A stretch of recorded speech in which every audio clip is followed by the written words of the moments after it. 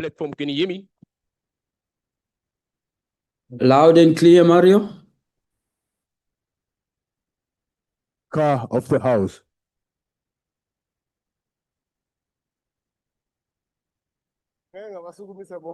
Speaker mic platform. Can you hear me? Audible, sir. Audible.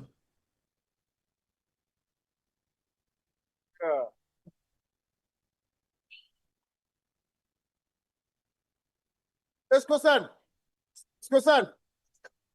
Skosi. Right. Awume namuhla nalo baba lwakenime. Ake namuhla ke ngehlisa umoya phansi. Ya ke Meet Skosana there. We don't want to hear Skosana, please.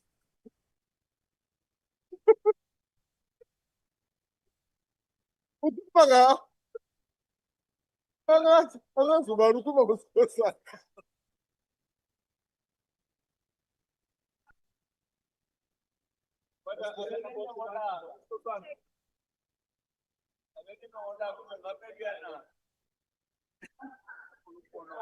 Uhamba sasini, uhamba sare.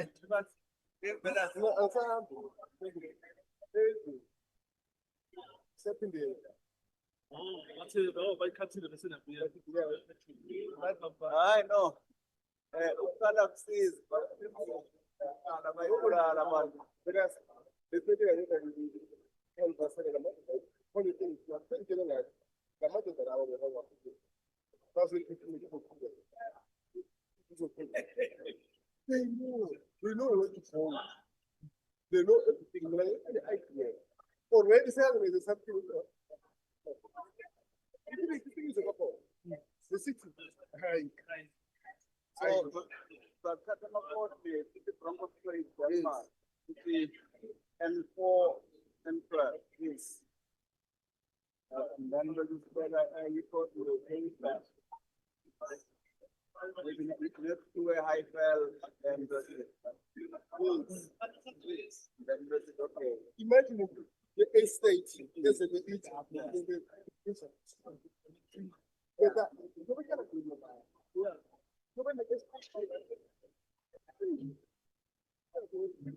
Oh, yeah.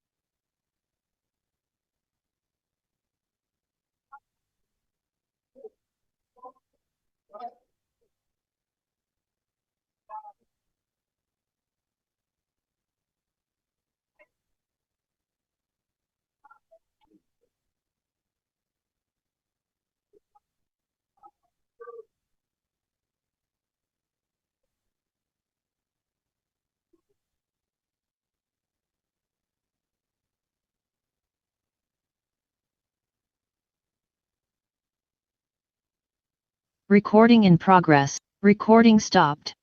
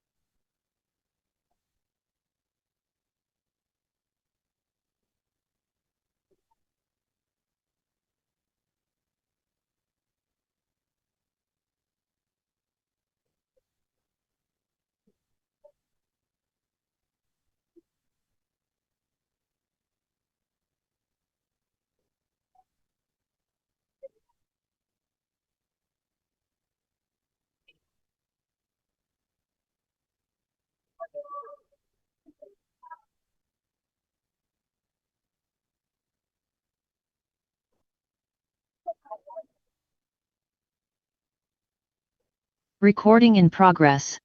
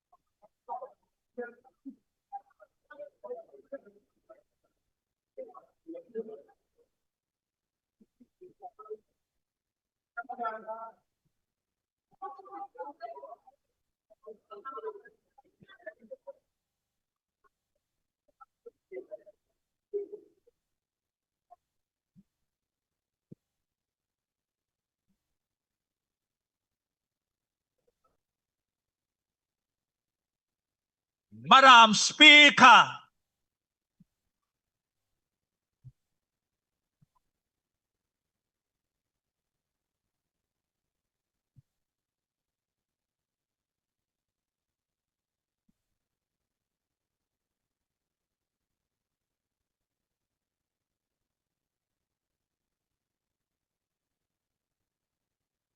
There will now be a moment of silent prayer or meditation.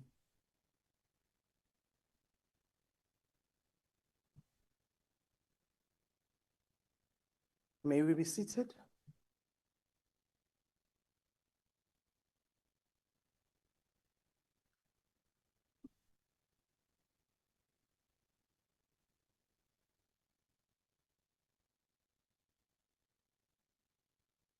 Order, honorable members. I can see you have missed one another. There's a lot of handshaking and greeting before we start. Honorable members, order. The only item on today's order paper is questions addressed to the president. There are 4 supplementary questions on each question. Parties have given an indication in which questions their members wish to pose a supplementary question. Adequate notice was given to parties for this purpose. This was done to facilitate participation of members who are connecting to the sitting through the virtual platform. The members who will pose supplementary questions will be recognized by the presiding officer. In allocating opportunities for supplementary questions, the principle of fairness, among others, have been applied. If a member who is supposed to ask a supplementary question through the virtual platform is unable to do so due to technical difficulties, the party whip on duty will be allowed to ask the question on behalf of their member. When all the supplementary questions have been answered by the president, we will proceed to the next question on the question paper. The first question has been asked by the Honorable J.S. Malima.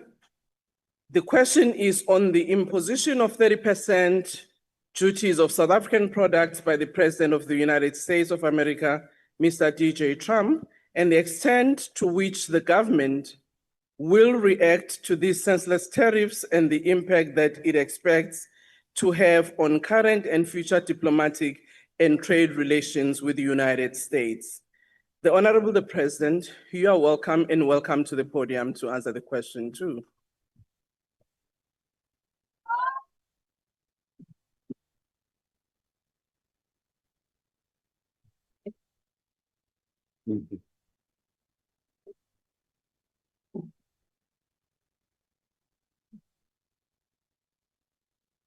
Thank you, Honorable Speaker and honorable members.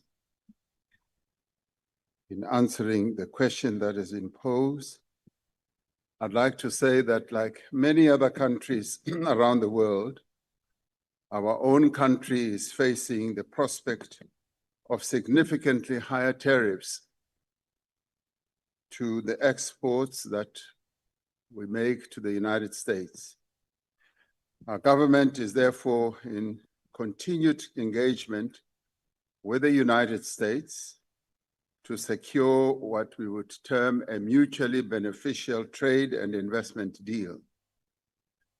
The presidency and the Department of Trade, Industry and Competition have sent representatives who are currently in the United States, who are preparing for the further formal negotiations with the United States government, which should be taking place in just a few days.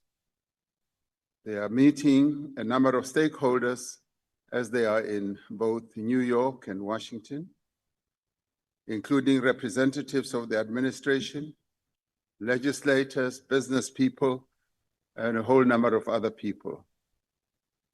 It should be known that many other countries are doing the same to secure agreements with the United States government.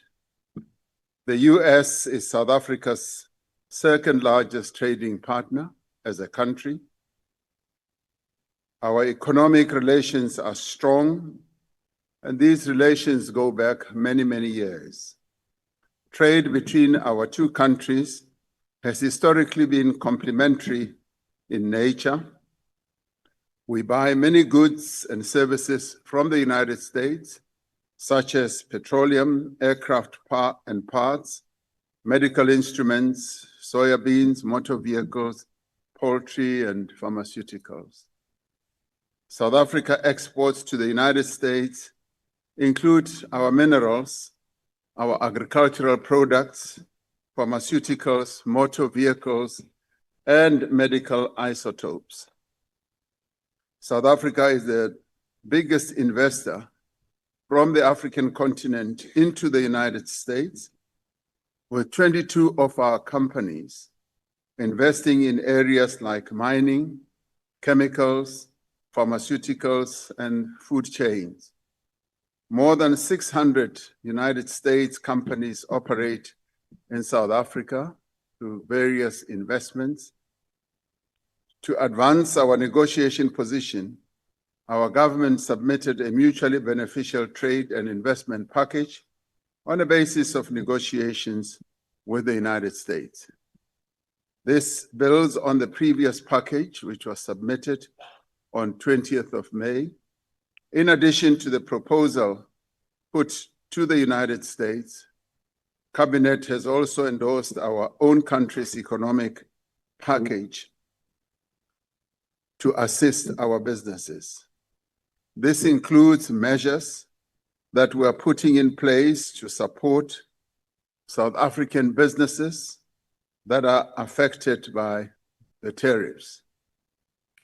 Government has decided that in response to the United States' position on tariffs, South Africa should take this as an opportunity to diversify our export market platform for increased resilience and to facilitate the entry into alternative markets for affected exporters. As part of measures to assist companies to absorb the effects of tariffs and facilitate what I would call long-term resilience, the Localization Support Fund has made a commitment to support affected companies. We have initiated an export and competitiveness support program that will include working capital, plant and equipment facilities to address short to medium-term needs across all industries of those who are exporters. Working with industry, we are accelerating efforts to diversify export markets and enhance competitiveness to mitigate the economic impact of losing preferential trade access. A crucial part of this work is to make full use of the opportunities that are presented by the Africa Continental Free Trade Area. We're also looking at better using the buying power of local consumers, of businesses, and government to support local producers.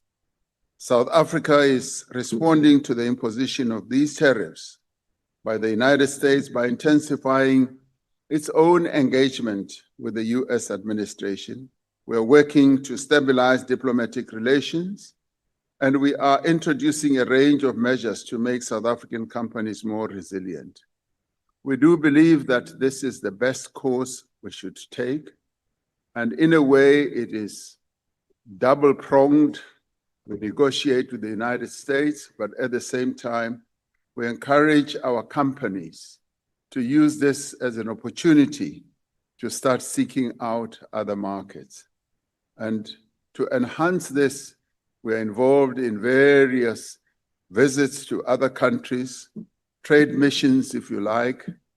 President, the deputy president, and ministers are scouring the world, going from place to place, country to country, seeking to open channels and markets for our South African products. Some areas we have not really fully exploited in the past, but we have now started doing so. A case in point, for instance, is Latin America. We have not, beyond just Brazil, gone full force into Latin America, and they are interested in dealing with us. Asia is also a huge market that is waiting. So is the Middle East. So this gives us a great opportunity to open up new markets, an opportunity that we are exploiting. Thank you. Thank you, Mr. President. I'll now ask for supplementary question from Honorable J.S. Malima, who's on virtual platform.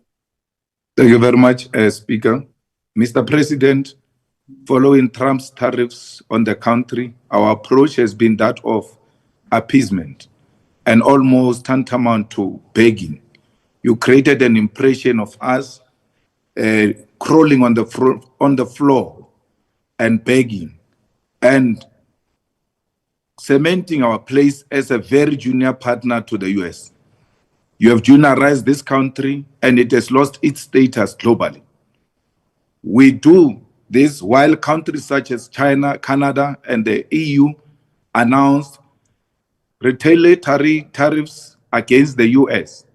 I know that we import finished products from US while we largely export our raw materials such as platinum, gold, and raw aluminum, all of which are central to the US economy. Instead of appeasing the maniac, why have we not stood firm and imposed own retaliatory tariffs against Trump while looking to open up trade with our BRICS partners and the rest of the countries of the global south? I thank you. Thank you, Honorable President. Thank you. Should I go? Thank you. Yes, President, you can go on. Thank you. Thank you, Honorable Speaker. Yes, there are various options that countries can elect to respond to the unfair tariffs that have been leveled against, I would say, the world. A number of countries have sought to engage in negotiations with the US government, and some of those have been fairly large economies that are currently in negotiations with the United States. And we have chosen the route of engaging the United States. They said that they have a deficit, but we argue that they don't have a deficit, and that requires that we should actually sit down and negotiate these issues. And in sitting down, we've come to the conclusion that we will find good answers to be able to take matters forward. And let me say, our response has also been informed by engagement with our own private sector. Our own private sector as exporters, as well as importers, have been very much involved in crafting the response that we have offered to the United States, including the trade union movement. And it's all very well to say what we should have done is to retaliate. And in retaliation, you've got to be absolutely clear whether you will be able to achieve precisely what you need to achieve. We believe that we are on the right course, a course that should end up with a mutually beneficial outcome. The United States is our second largest trading partners, accounting for hundreds of thousands of workers who are employed here. The 600 US companies that are doing business in South Africa employ many people, and it is the interests of these many people that we as a government have to take care of before we engage in a war that may not yield the results that we want. So if one wants to play to the gallery, one could embark on the type of option that Honorable Malema is talking about, without knowing what outcome that option will have. Our option is informed by what we want to gain. And what we want to gain is to continue exporting to the United States as much as possible, and to enable companies also to invest in the United States, but to also get United States companies to invest in us. And we do have leverage, and our leverage has to do with, yes, the natural resources that we have, the minerals that we have, which the United States needs. The discussions that we are having now with the United States also revolve around that. The critical minerals that South Africa has and the capacity that we have to process those minerals with the energy backing that we have, which many other countries don't have, is something that we take to the table and use as leverage. So I'd like to say that it is a strategy that we have opted for, and a strategy of engagement, and a strategy which we believe will yield results, notwithstanding the fact that we are obviously dealing with a United States administration that at times is unpredictable and that at times just retaliates. And without being supplicants, without, going on bended knee, which we have never done and which we will never do. And we have said we will not be bullied. We will stand as a sovereign country and negotiate and get the best deal for South Africa. That's precisely what we do. Thank you, Mr. President. Mr. Eso Armahumapilo. Thank you very much, President, and we appreciate the extent to which strategic engagements are taking place with the US on these tariffs. Now, the US on its own, President, realizing that its trumpets of the tariffs are inflicting pain on them, they volunteered exclusion of some of the critical minerals from the initial list, which is an advantage for South Africa. So I want to check how, as South Africa, we can continue to deepen their own realization on the strategic tactical advantage that we have. Thank you, Madam Speaker. Thank you, Mr. President. Thank you, Honorable Speaker. Yes. The issue, as I said earlier, of the strength and the endowments that we have, which is critical minerals, is a matter that is firmly on the table as we are having these engagements now with the United States. And we have been, yes, exporting these to them on a tariff-free basis, whilst they had offered us a tariff-free entry through the AGOA offering or process. So therefore, in order to gain the advantage that we need for our own country, we are utilizing precisely this aspect of what they need most. In the end, we are saying we need to balance the books. What do they need most from us is what we put on the table for them to consider. And what do we need most from them? And in balancing these two issues, we then believe that we will be able to come up with a fairly well-balanced negotiation that goes beyond just what they are focusing on, imposition of a 30% tariff regime on us. We go to the United States negotiating table with a strong hand. We don't go with a weak hand. And our endowments, as you correctly say, is exactly what we take to the table. And the ability on our part to have those products processed here. But we obviously, in doing so, want to take it a step further. And we want to be able, and that's what we are insisting on, that even as we may well want to export the critical minerals, we want them to leave the shores of South Africa as finished products so that we beneficiate what we will finally sell to them. So that is the type of discussion that we are having with them, a proper engagement of two sovereign powers that are engaging for a fair deal outcome.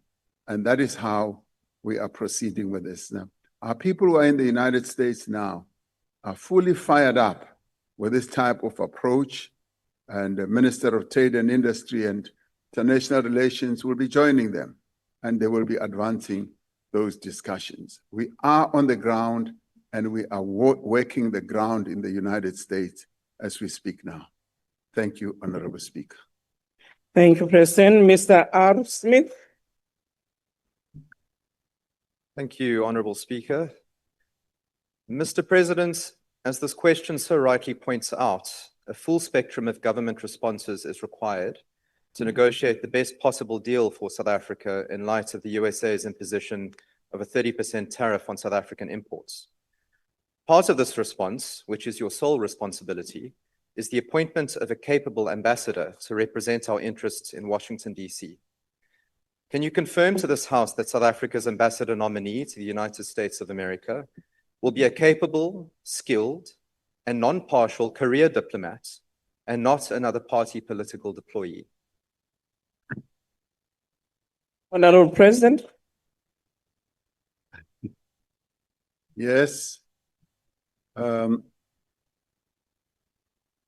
appointment of South Africa's ambassador to the United States, which is soon to be finalized and made public, will be a person who is capable, a person who is sufficiently well experienced and sufficiently well versed in world views and world politics, and who knows the American market extremely well. That is the type of person that we are going to appoint.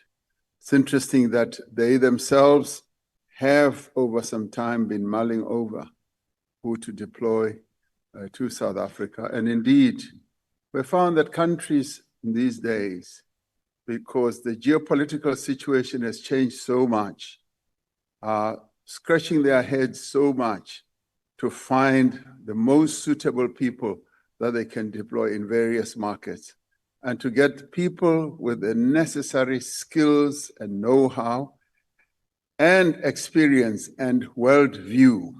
And that is the type of person that we are going to deploy to the United States as ambassador, as we also await them to bring their own, and as we also will be deploying a number of others to other markets and locales.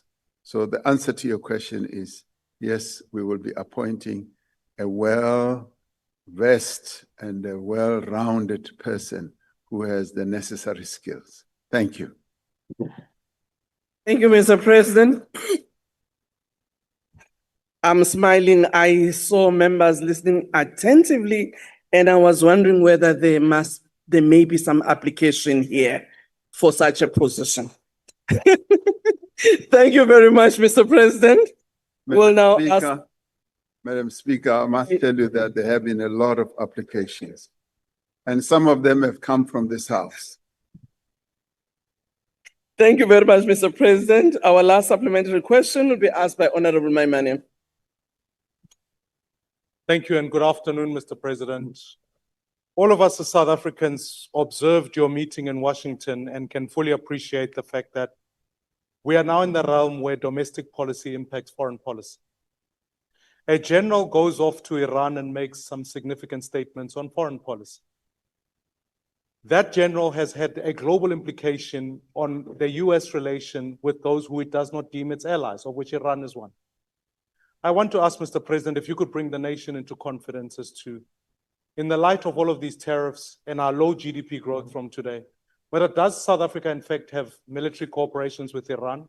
No sanction was taken against the general who has spoken. And ultimately, are you of the view that our close relations with Iran have had any impact on our tariff impositions by the US and what your government's plan to respond to that issue? Thank you very much, Mr. President. Thank you, Mr. President.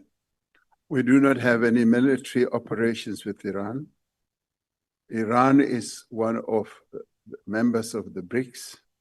In fact, we held a BRICS summit yesterday online, and Iran was present, as were other countries like China, India, Ethiopia, Egypt, Brazil, and all others. So we are together members of BRICS, and in dealing with Iran, we deal with them also as a sovereign country that is dealing with the various issues and challenges as it is doing, like ourselves. And the general went to Iran on a determined visit, which was planned almost 2 years ago. And I had a long discussion with him, and we both agreed that the timing could have been managed differently. And he conceded that because of what is happening globally. And that in itself demonstrated to me, as he himself conceded, that the timing could have been different, and that what he said in Iran really was an expression of the continued relations that have existed between our two countries. And in the end, the relations we have no impact whatsoever, and should have no impact with our relations with other countries. And we respect and deeply respect the relations that other countries have with whoever in the world. And similarly, we say the same should obtain with us. There was a time when we were lambasted for even having any relationship with Russia, as it was involved in a war with Iran. And now of late, Honorable Maimani, nearly everyone comes to us and says, could you kindly impart a message to President Putin? And these are largely countries that had decided to shun Russia, to boycott Russia, and never want to have any discussions with them. And we've often said, do continue engaging with Russia. I remember very well when I went to the White House and met President Biden. And I said, do not disengage from talking to Russia, even as there is a conflict. And he said, can you please pass on a message to Russia, because you have historically had a relationship with Russia, because he said himself, we know that Russia was one of the only countries that supported your struggle as you were involved in a gigantic struggle against apartheid. I said, yes, they did support us, and we've continued to engage with them. And our engagement with them does not result in the abandonment of our own principles.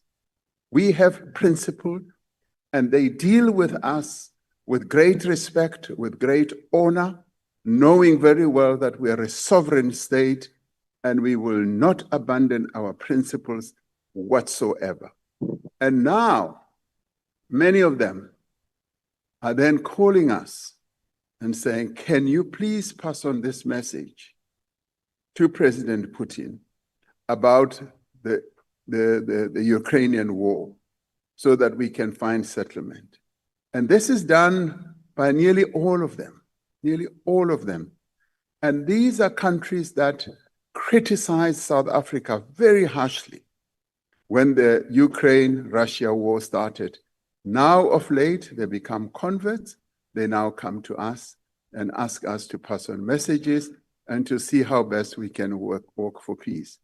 Now, the position we've always had is that we, in pursuing peaceful outcomes, will talk to all parties.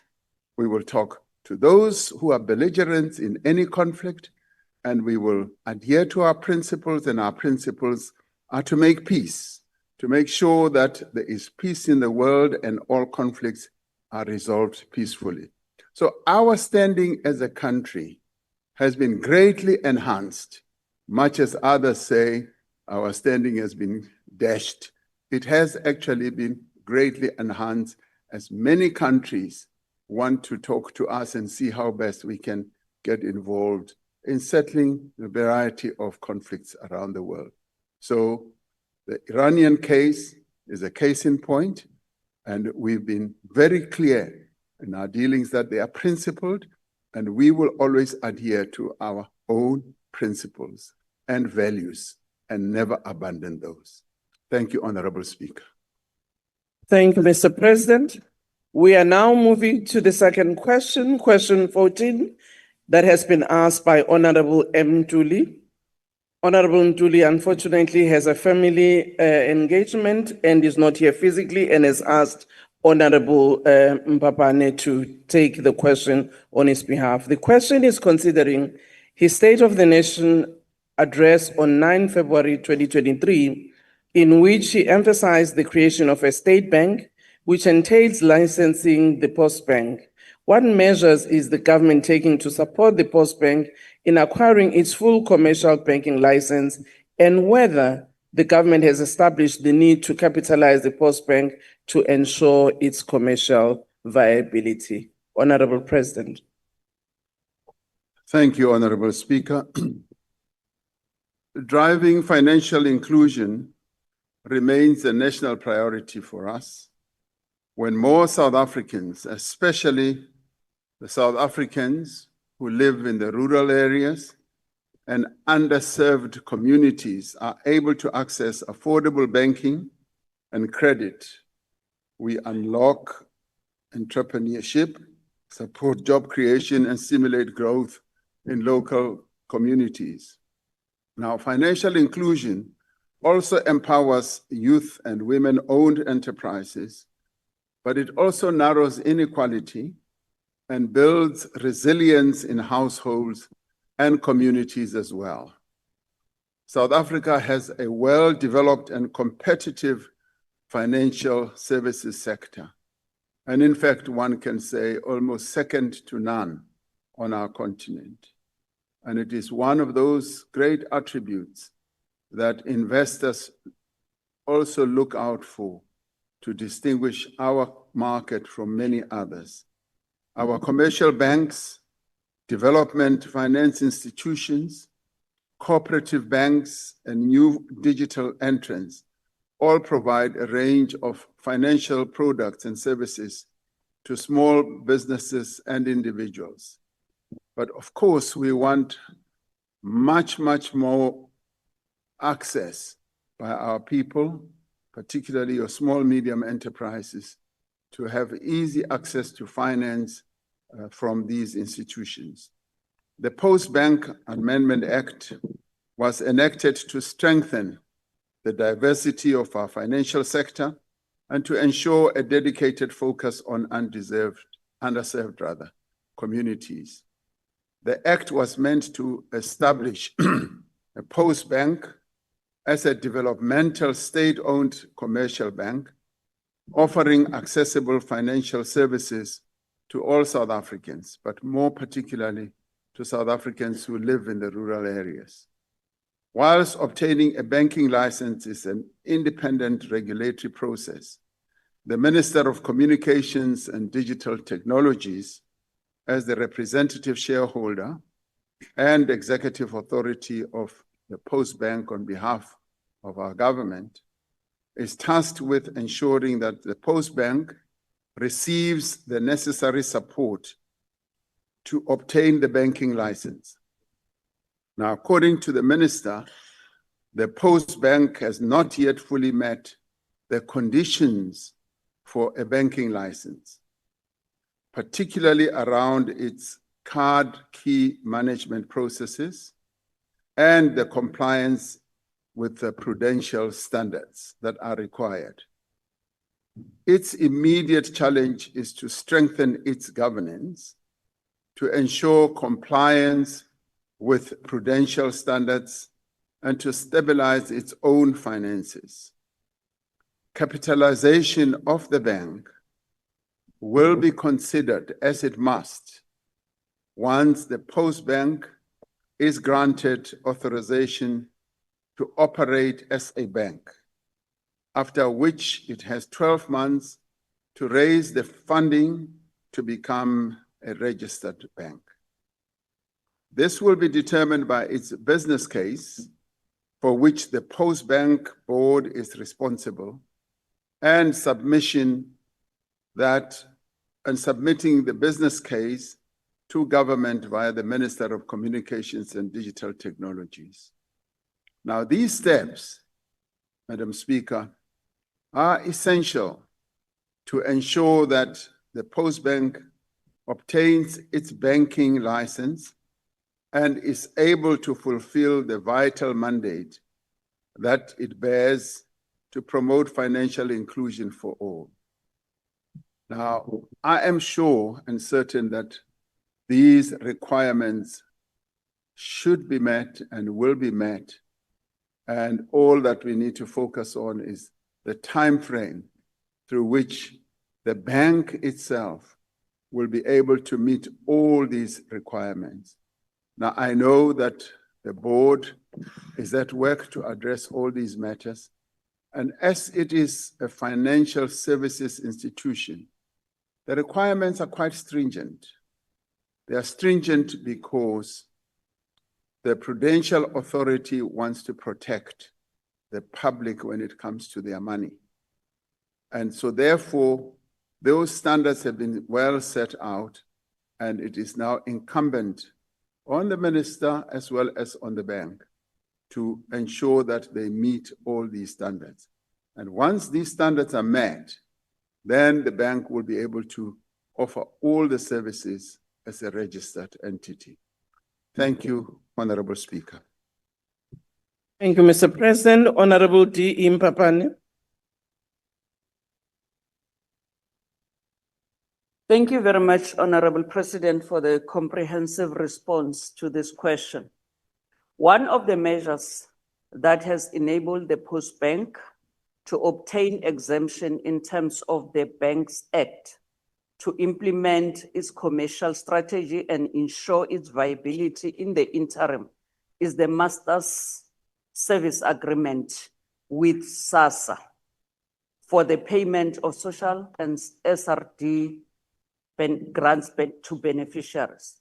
The Department of Social Development and SASSA has indicated that they will terminate the MSA agreement. The effect of losing the master service agreement with SASSA could place the bank at risk of insolvency and possibly going under liquidation, which could see the bank retrenching over 250 employees and not obtaining its full commercial license. What is government doing to avert the risks that are associated with this, with the termination of this agreement? Thank you. Thank you, Honorable President. Now, according to SASSA, the agreement it had with the Post Bank no longer serves any purpose. And that is why that agreement is to be terminated.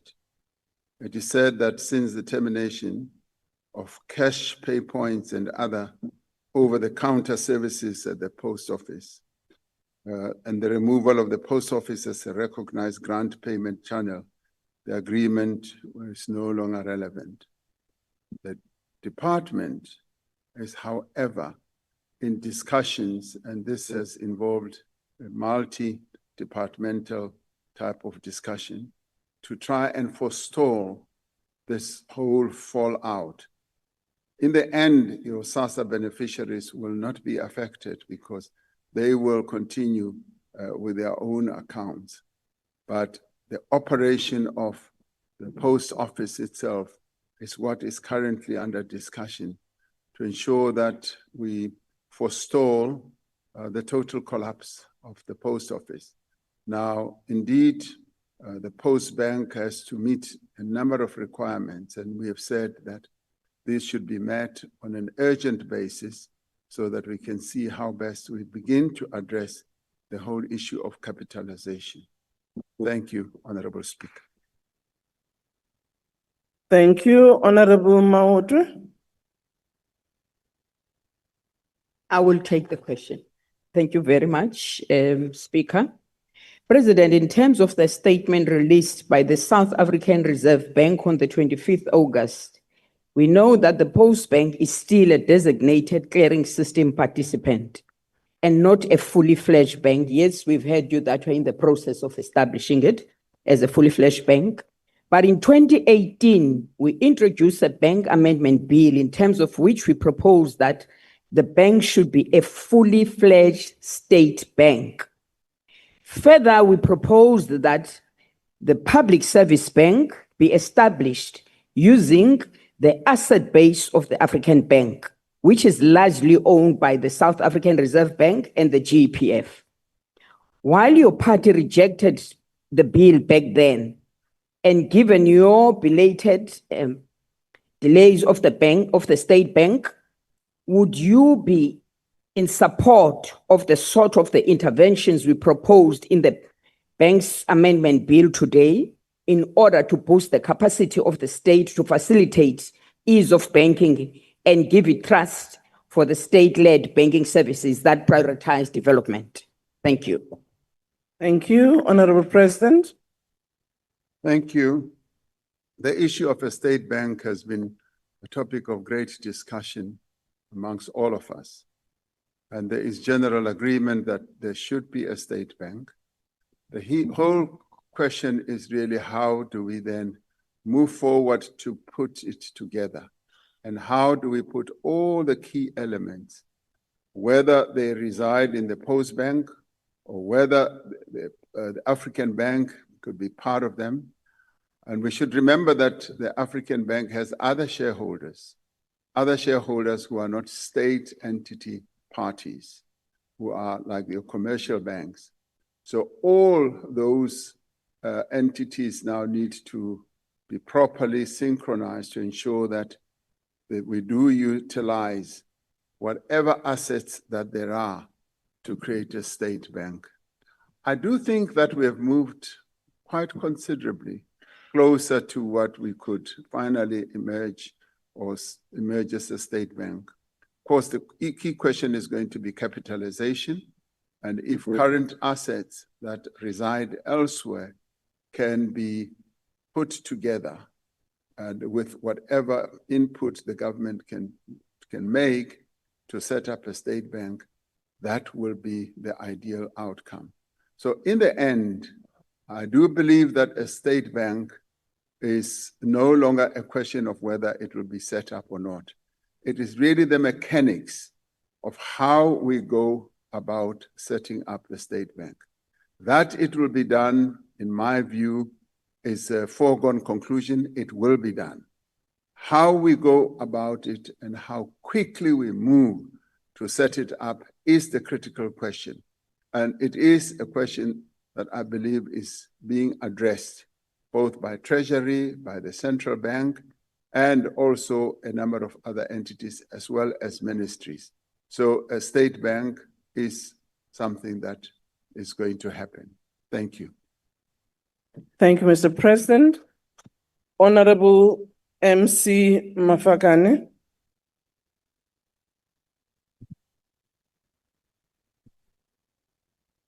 Mr. President, Post Bank requires about 7 billion to recapitalize and has no intention to privatize.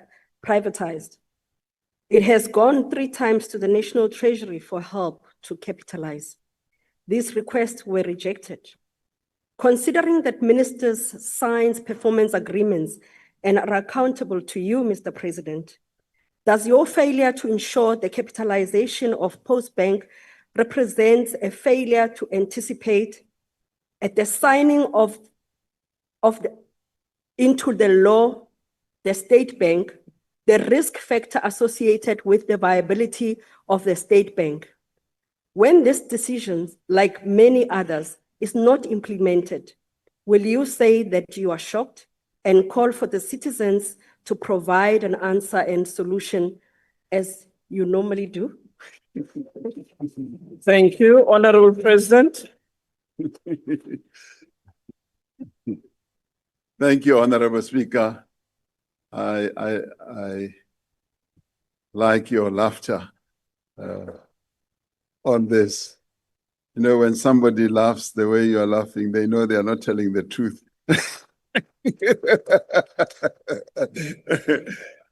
But let me answer you directly. I am not shocked. Point number one, I am not shocked.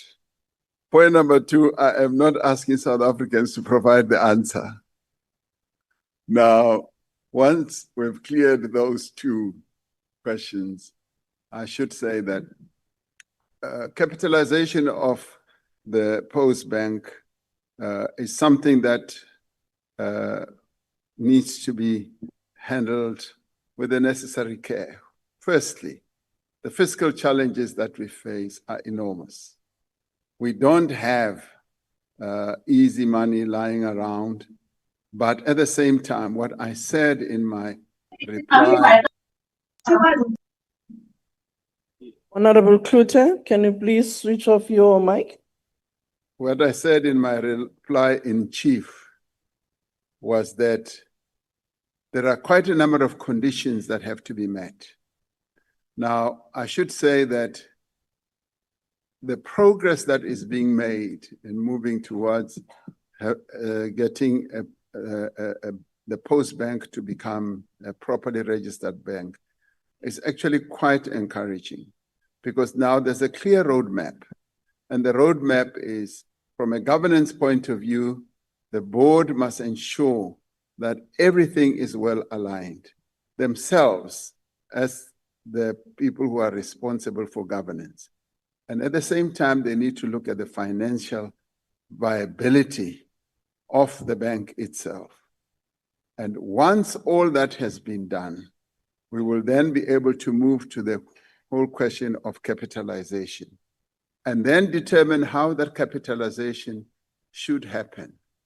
And it is then that the minister will come to this house and propose a capitalization amount and where the money should come from. That we want to move towards setting up the Post Bank as a registered bank is a given. And all we need to do is to ensure that all these other matters that are regulatory, that have to do with governance, and that have to do with financial prudency are all attended to. Remembering that the Post Bank in the end is going to be managing public money. And we therefore ourselves need to be absolutely certain that this bank will operate in terms of the laws, in terms of the regulations that we have that govern banking in South Africa. So I do hope and I do believe that that will happen. Thank you, Honorable Speaker. Thank you, President. Honorable Abrams.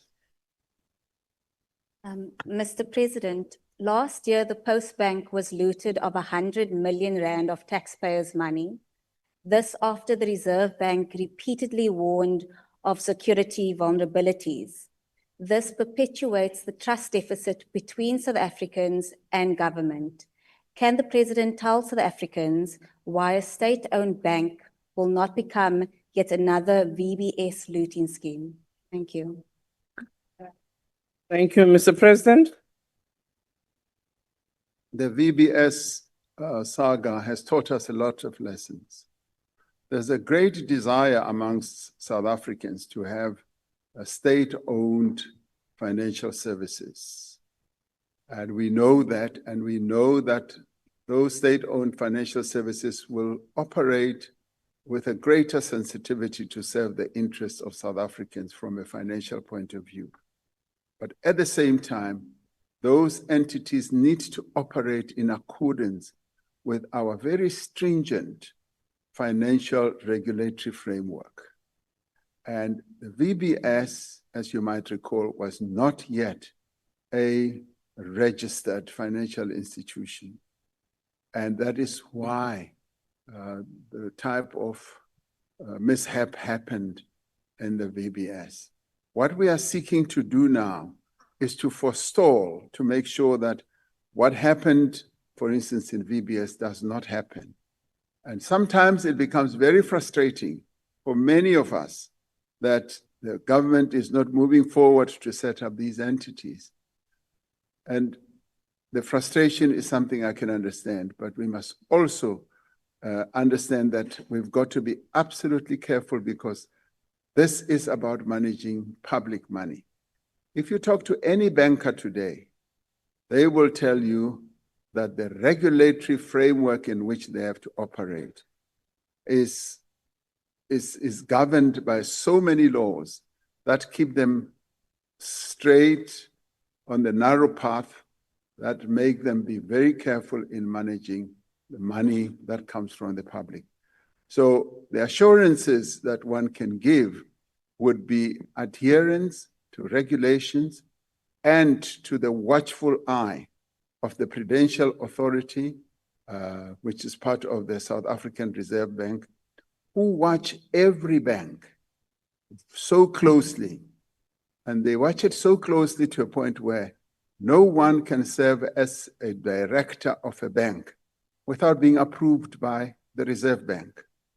And the whole process of scrutiny, of ensuring that everybody who serves on a bank is a proper person, is quite stringent. And we need to thank them for that. And that is why our financial services architecture is so well respected in the world. So when the Post Bank finally gets that license, it will join that league of well-regulated bodies and well-managed bodies to ensure that things like fraud and the disappearance of money does not happen willy-nilly. So we should trust our regulatory framework and know that once we accede to that level of approval, a lot will be much better and safer. Thank you, Honorable Speaker. Thank you, President. We now move to the third question coming from Honorable G. Bichalakis, the Chief Whip of the DA.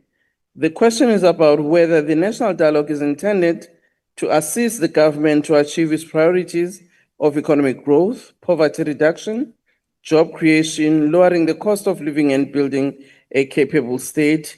If not, what is the position in this regard? If so, what are the relevant details? Thank you, Mr. President. Thank you, Honorable Speaker. The outcomes of the National Dialogue will in the end be determined by the citizens of our country. They are not going to be determined by the President, nor any one of us sitting here. National Dialogue should be seen as a structured process where the citizens of our country, together with political actors, civil society, and other stakeholders, come together to deliberate on the future of their own country, to debate on the South Africa they want. Its importance, therefore, lies in several interconnected dimensions. The National Dialogue is aimed at giving ordinary South Africans a voice to articulate precisely the South Africa that they wish to have and how they participate in crafting the solutions for the country. Now, crafting the solutions sometimes is seen as privy for the leadership. And that is why when I addressed the National Dialogue, I asked the people of South Africa a number of questions that they should also participate in answering. And a wave of criticism has come my way when I sought to elicit real participation so that as South Africans, we must ask ourselves those very important questions. And we must, yes, as ordinary South Africans must ask, why does the tap not have water? They must ask us as their public representatives because the taps don't have water in many places. And they must, they must then say, you know, Order, honorable members. The taps don't have water because there is either corruption, there are water tanks, and we see it in our own communities, and be able to point out exactly what is happening on the ground themselves. Now, that is the opportunity that South Africans are going to be having or given to address these issues. Now, over the next few months, South Africans from across the length and the breadth of the country will be engaging in conversations on the issues that concern them deeply. The first National Convention, which was held from the 15th to the 16th of August at UNISA, was attended by over 1,000 delegates representing more than 200 organizations. Now, that was quite a crowd of people, not Mickey Mouse at all. The convention brought together around 30 different sectors in society, ranging from business to labor to traditional leaders and faith-based organizations. There were organizations of women, youth, students, academics, emerging businesses and older persons, military veterans, persons with disabilities, and unemployed persons. Order, Mr. President, if you can take a seat. Advise there's the question on the platform. Honorable Skosana, what is your question? Ngiyabonga kakhulu Mgcinisihlalo somlomo. Is it a point of order? Ngithi ke point of order, the president is misleading the house. Honorable member, under which rule are you raising your point of order? Rule number 85. No, honorable member. Can you please close your mic so that we can continue? Thank you, Honorable President. I was enjoying the rest. Honorable Speaker, also among the represented organizations were people in the media, in sports, arts and culture, justice, peace, governance, democracy, and human rights. That was the collection of people who were at the National Convention. In many ways, the National Convention reflected the broad and vibrant diversity of our society. Whether people like it or not, that was the reality that was represented at the National Dialogue, at the convention rather. The first convention was a great success by any count, where delegates endorsed the need for the value of a national dialogue. The convention agreed on key themes for the national dialogue, understanding that citizens will be able to raise any issues that they want. The 9 broad themes that were identified were building a dynamic, inclusive economy that will create jobs and improve livelihoods, tackling crime and corruption, winning the future through education and a healthy nation, fixing the state and making the constitution work for our people, building South African values, culture, and strengthening our social fabric, advancing gender equality and ending gender-based violence and femicide, dealing with intergenerational trauma and healing, promoting environmental justice, advancing land and mineral rights. Now, delegates to the first National Convention expressed their support for a representative steering committee to drive the national dialogue process. Now, over the next 3 weeks, organizations involved in the 32 identified sectors have been meeting amongst themselves to nominate their own representatives to the steering committee. Now, these nominations will now be compiled and collated by the eminent persons group to ensure inclusivity and representativity before the steering committee is constituted. Once established, the steering committee will work together with the Interministerial Committee chaired by the Deputy President and with the advice of the Eminent Persons Group to coordinate public dialogues across the country. And let us be clear, the steering committee will be led by the citizens of our country, giving credence to our intention that this must be citizen-led, whilst government's role is that only of a facilitator.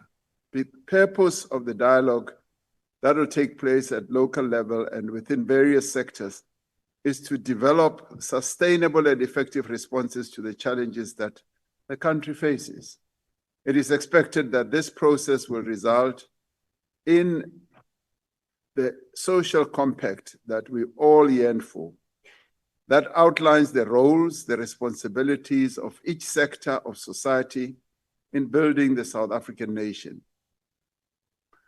Now, while South Africans still have to have their say, it can be anticipated that the national dialogue will make a significant contribution to economic growth, to poverty reduction, to job creation, lowering the cost of living, and building a capable state, the very priorities that we outlined over and over again in this House.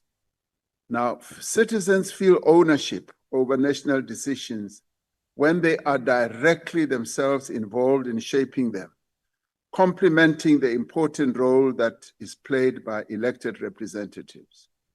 Involving the people directly enhances the process of developing a shared vision for the country of our future. Now, what happened? What happened when the National Convention was held was quite a moving process where we had so many South Africans expressing a deep yearning to be in conversation with each other. And it is something that we should never dismiss out of hand. And it is not something that can be called a misnomer.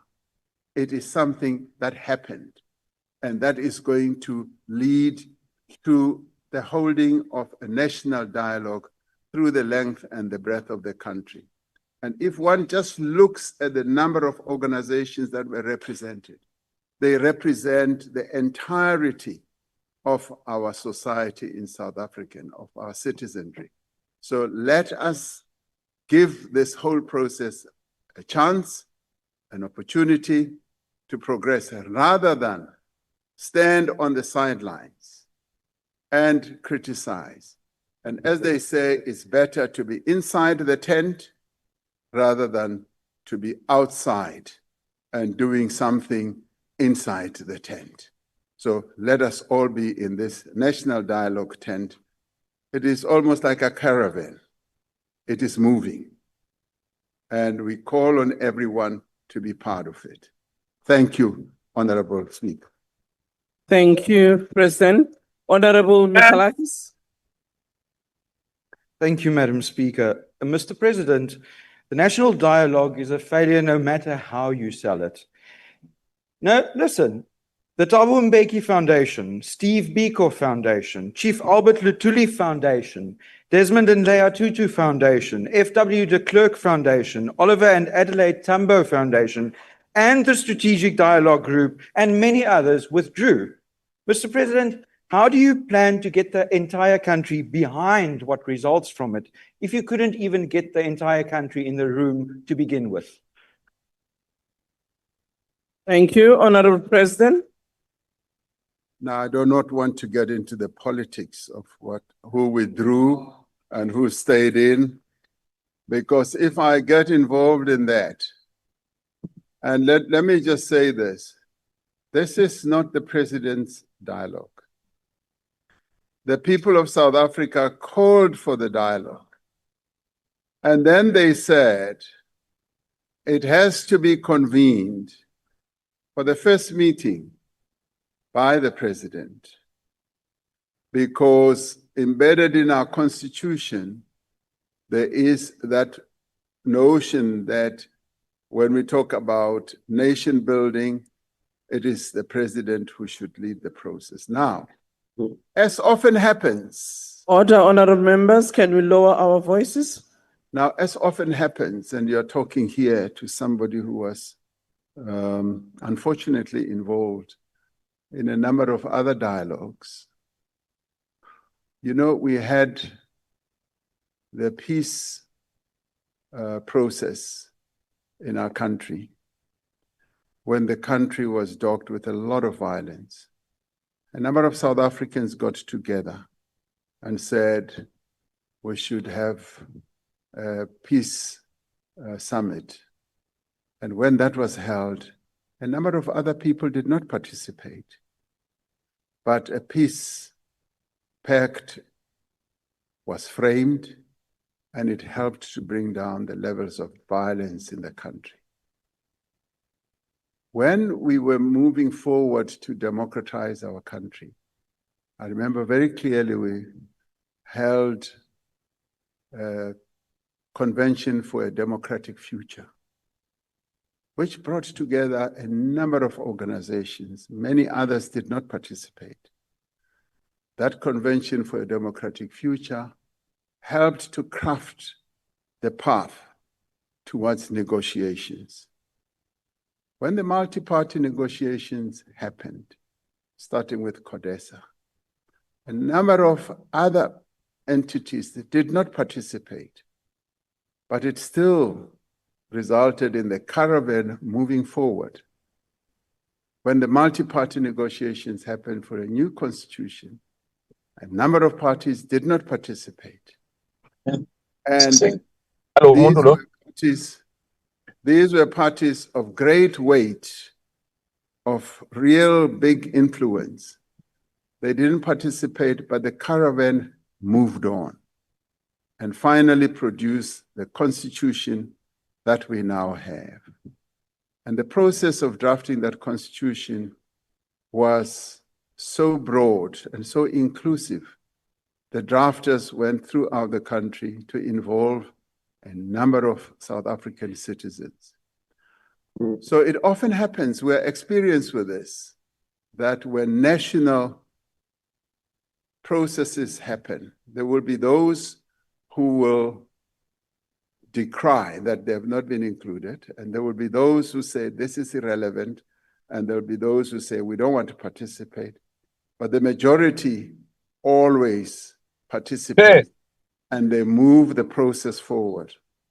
So in this case, I am hopeful, much as, truth be told, much as I now have nothing to do with the dialogue, because the dialogue is now being led by a steering committee of which I am not a member. This dialogue is now going to be taken forward by those people who believe that this process should be theirs. And all we will do as government will play a supportive role of financing their various activities. And in many ways, that caravan is going to move on, whether people like it or not. And those who may have an inclination to now want to be part of it and join in, I'm told that they will always find the door open. And the caravan will stop for a while to allow them to climb on, and then it will continue moving on. Thank you, Honorable Speaker. Thank you, Honorable President. Honorable members on the virtual platform, really, please help us to make sure that we move with the process of the question and not disadvantage other members who still have their questions. And I think it is important that we note that let's not be disruptive. Can I ask Honorable Ismail Musa? Order, honorable members. Thank you, Honorable Speaker. His Excellency, the Honorable President Cyril Ramaphosa, thank you so much for the opportunity. Considering the widespread public perception of a lack of trust at grassroots level in government, and noting that NGOs and civil society organizations are playing a pivotal role in supporting communities where government capacity falls short. It is concerning that their pivotal role was not adequately prior engaged, recognized, or included in the national dialogue. So may I ask you, Honorable President, does the national dialogue intend to broaden its engagements to meaningfully include grassroots and civil society organizations at its top structures so that the process is more adequately and genuinely people-driven?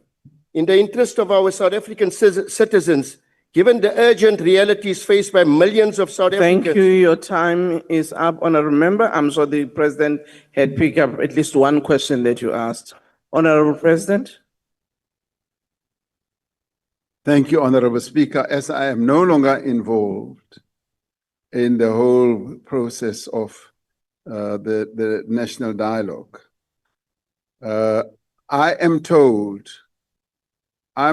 that one of the key principles that the National Dialogue Steering Committee will seek to adhere to is inclusivity, to make sure that as many organizations as possible at grassroots level, the rural areas and the urban areas, that will be organized according to sectors, do participate. And already I'm told that those sectors are meeting as we speak. They are finalizing as sectors their own representatives, be it in the sporting fraternity and even its subsectors. It could be rugby, it could be football, it could be tennis, it could be whatever, and various others. Could be traditional leaders, it could be all other sectors. It could be medical, it could be legal. They will all be meeting right now and identifying those who can be selected to come onto the steering committee. I do believe that it might well be a fairly large steering committee that will seek to be representative of the people of South Africa, of various sectors to which our people coalesce around. So the fear that others will be excluded should really be waylaid, because in the end, we want this dialogue process to be as inclusive as possible, and it must be people-driven. It must be driven right from the grassroots level. And people must be able to speak out their own minds. I envisage that in the end, we will have even, and this is what I am going to be calling for and encouraging, that we should even have at universities level, at school level, national dialogue days where young people come together and discuss precisely what South Africa they want to inherit going forward. They themselves must have those types of discussions. And I do believe that the steering committee will organize that so that there should be a day in which people collectively throughout the country get together and have a discussion. We should have school governing bodies getting together as well and talking about the type of education system they want to see. And all this, including the questions that I raised, are matters that South Africans should be talking about and should be crafting solutions around. It must be a people-driven process, not a top-down type of process. It must be from bottom right to the top. That is how inclusivity in the end will be achieved. Thank you, Honorable Speaker. Thank you, Honorable President. Honorable Reverend Misha. Thank you, Speaker. Dumela Presidente.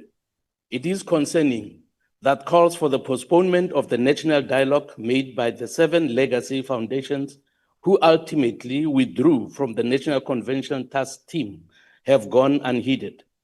The foundations raised concerns that core principles of the dialogue have been violated yet these concerns have not been addressed. They cited the erosion of citizens' leadership, a lack of financial and operational infrastructure, and the absence of an approved budget allocation as some of the reasons for their withdrawal.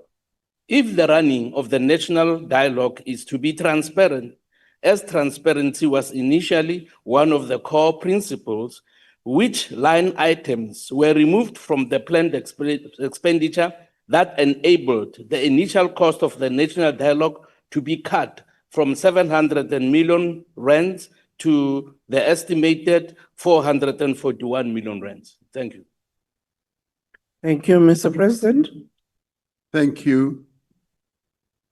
The decision to go ahead with a national dialogue and the decision for me to, as it was planned, to convene it was a collective decision. It was not one person's decision. It was a decision that was taken collectively with the eminent persons group and those who were involved initially from the organizing, the tasked team, who now mutated to become the organizing committee. Now, the issues that were raised were, we are not quite ready. The documentation has not yet been properly printed, and we don't know how the finances will be managed and all that. So those were the reasons. And the counter reasons that were then put forward is that the invitations have already gone out. Various organizations are responding. There are going to be more than 1,000 people who are coming. Arrangements have already been made. Bookings have already been done for transport, for accommodation, and what have you.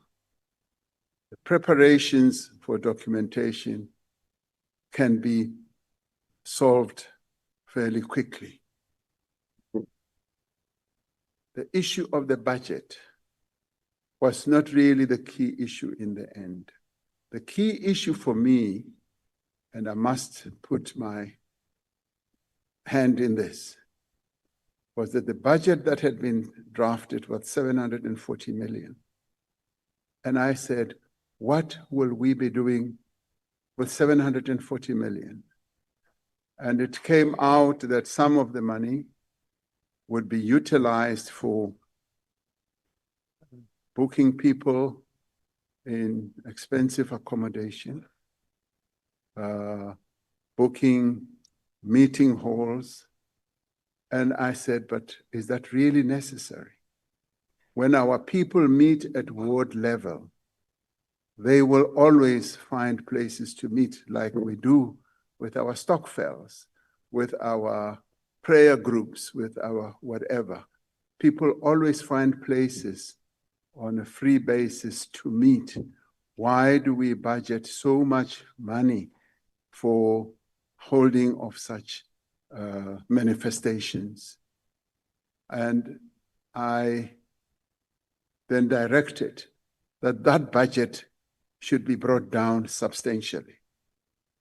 Even on the National Convention, when I looked at the budget, and I do look at these things, when I looked at the budget and found that the charging for the hotel and all that were so high, I said, no, we are government.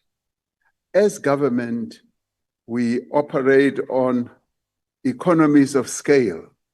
We can bring prices down, go back and ask for bigger discounts. This is precisely what they did. And it did bring that budget down. Now, the good thing was that the finances are being managed by NEDLEC. Treasury allocates money to NEDLEC.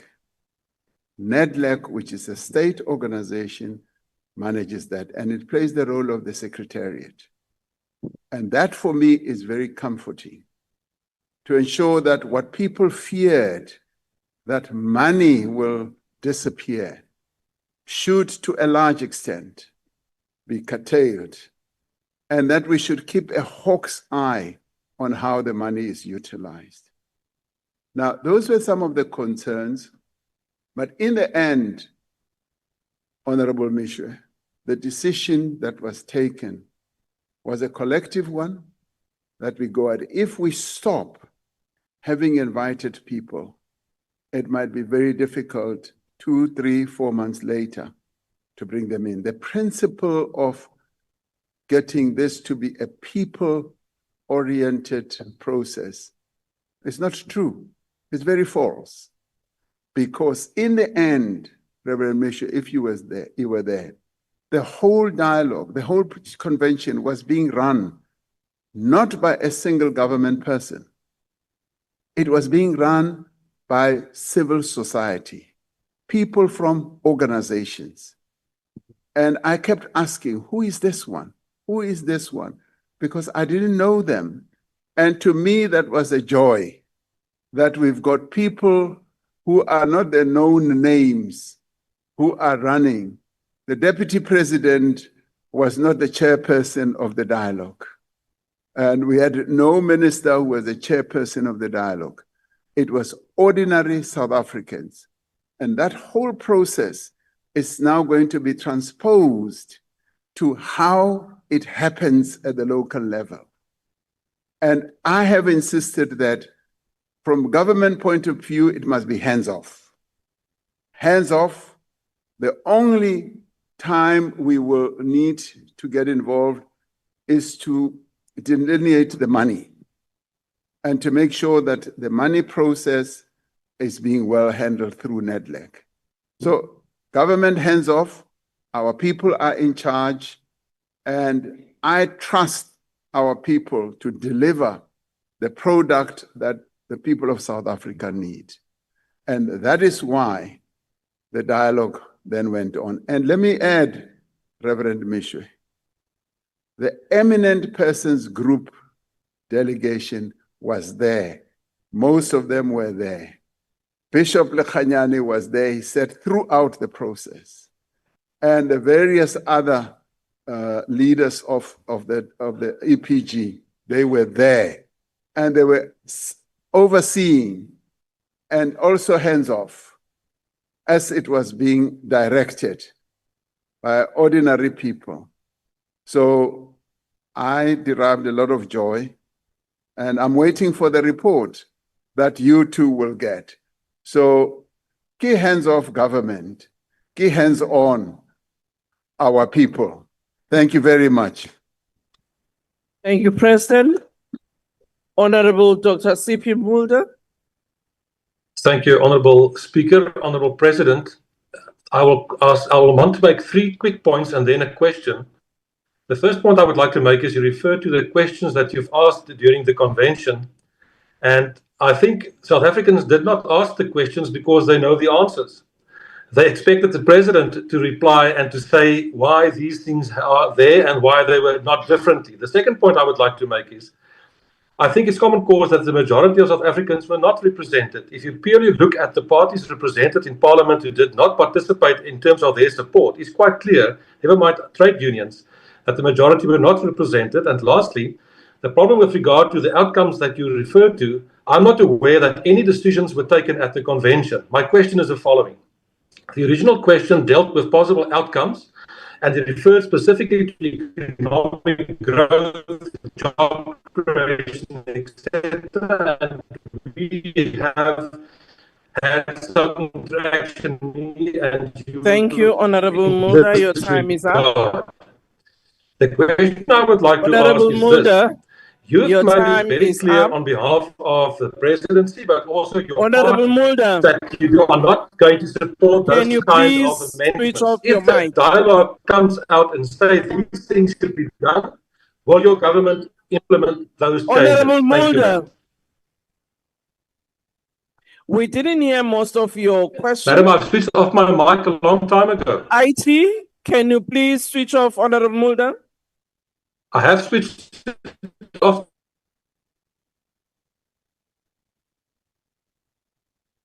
Mr. President, you can answer a question you had because it was very difficult. Thank you, Honorable Speaker. It was very difficult to hear, and whatever I might answer might not entirely answer the questions that he might have had. But to the extent that I had, Honorable Mulder seems to be saying that the majority of parties represented in Parliament are not participating in the dialogue. That may well be so, but there are some parties that are in Parliament that are represented in the whole process of the national dialogue. And as I said earlier, at times when we hold national manifestations, there are those who choose not to participate. And I think, past just begging them to participate, we can never, as the English say, take a horse to the river and force it to drink. And I'm expecting that with time, as they see this process unfolding, they may well want to participate. But in the end, the value of South Africans talking to each other, and let me be clear, let me be very clear, it is South Africans who will be talking to each other, meeting at ward level, where even our voters, the people who voted for us, are represented. So they will be talking. And they will not even be, cajoled not to talk. They will opt to go to those meetings and participate. So it is to the detriment of us who are sitting here to say, no, we are not going to participate because of this and this and that. I often, and I referred to this with regard to the Pan-Africanist Congress. Their message to me was quite heartwarming because the president of their Pan-Africanist Congress came to me and said, Mr. President, we as the PAC have always shunned and stayed away from various national manifestations. And we now realize that with our absence, our voice was not heard. And now we want to be there because we want our voice as the PAC to be heard. And I took that to heart and I said, that is precisely what the South African response should be, that we should participate. Because you know what? Your own members, your own voters are going to participate at grassroots level. They are going to go to those ward meetings, unless, of course, as a party, you issue a directive that do not participate. And maybe all you should ever say is that if you see the president in any of those, don't go. I promise you, I'm not going to be there, so they should go. So I do hope that various parties will find their way clear, and those who are staying out will find their way clear to participate. This is a serious citizen-led process. Our people want to participate. Thank you, Honorable Speaker. Thank you, Mr. President. The next question is question 16 and has been asked by the Honorable Modise Mpeya. The question is, given that the Republic is preparing for the G20 summit in November 2025 in Johannesburg, what has the assessment so far of South Africa's, what has been the assessment so far of South Africa's G20 presidency in line with the theme of solidarity, equity, and sustainability? Mr. President, before you proceed, Honorable Skosana, was that a point of order? No, it's a point of privilege. No. Honorable Skosana, we are now busy with the questions. Honorable President, please proceed. Honorable Deputy Speaker, South Africa's G20 presidency under the theme Solidarity, Equality and Sustainability has received strong support from G20 members, also strong support from invited countries that are not members of the G20, whom we have chosen to invite, particularly those who are on our continent and immediate neighbors to us, as well as receiving great support from international organizations. South Africa's G20 presidency has entered its final 90 days. Approximately 87 of the 132 official meetings on the G20 calendar have already taken place. You might have seen some of these meetings taking place in various parts of our country. And I must immediately say that they've all been well organized, well run. And in this regard, we really thank our provinces. Our provinces have come out in the strongest way to be hosts of these various G20 meetings that have been held from as far afield to the Kruger National Park, to the Eastern Cape, Northwest, all over, in fact, all over the country, these meetings have taken place.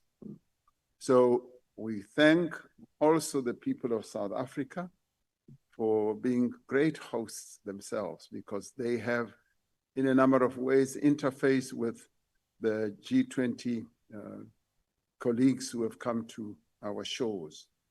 And a number of these meetings have resulted in people who didn't know our country falling in love with our country and saying they will return on a holiday and they will come and see our country more closely.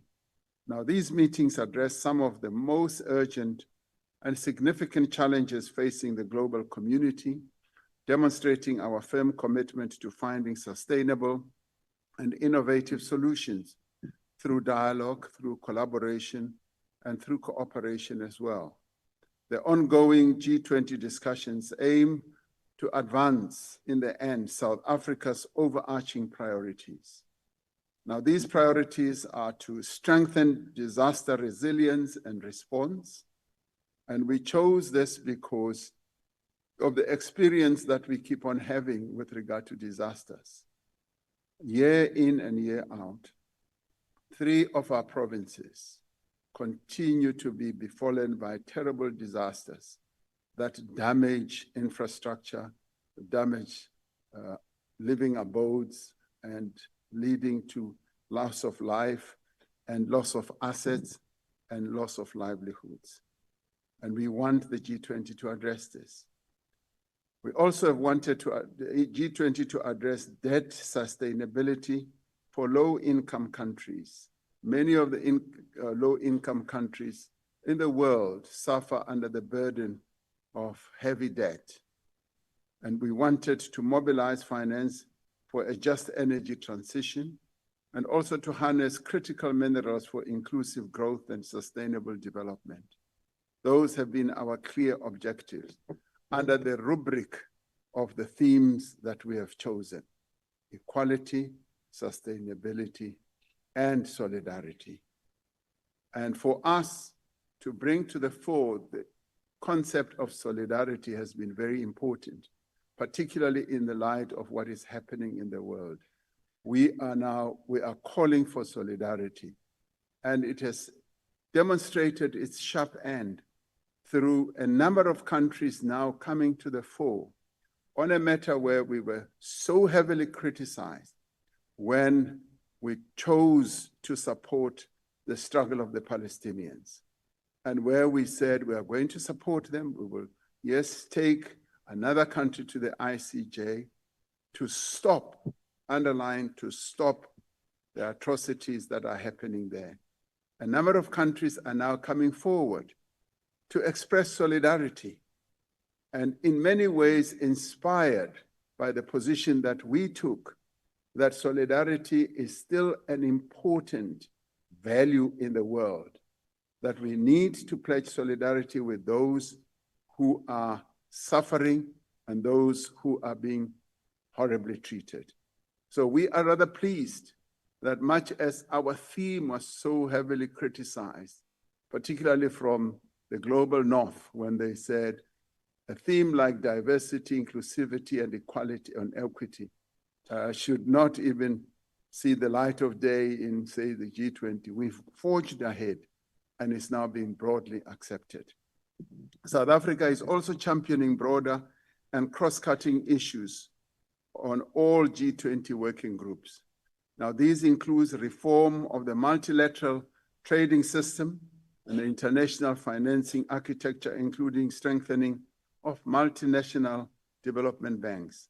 While there is divergence on some issues, as is expected in multilateral engagements, there is support and strong support for that matter for South Africa's priorities among G20 members.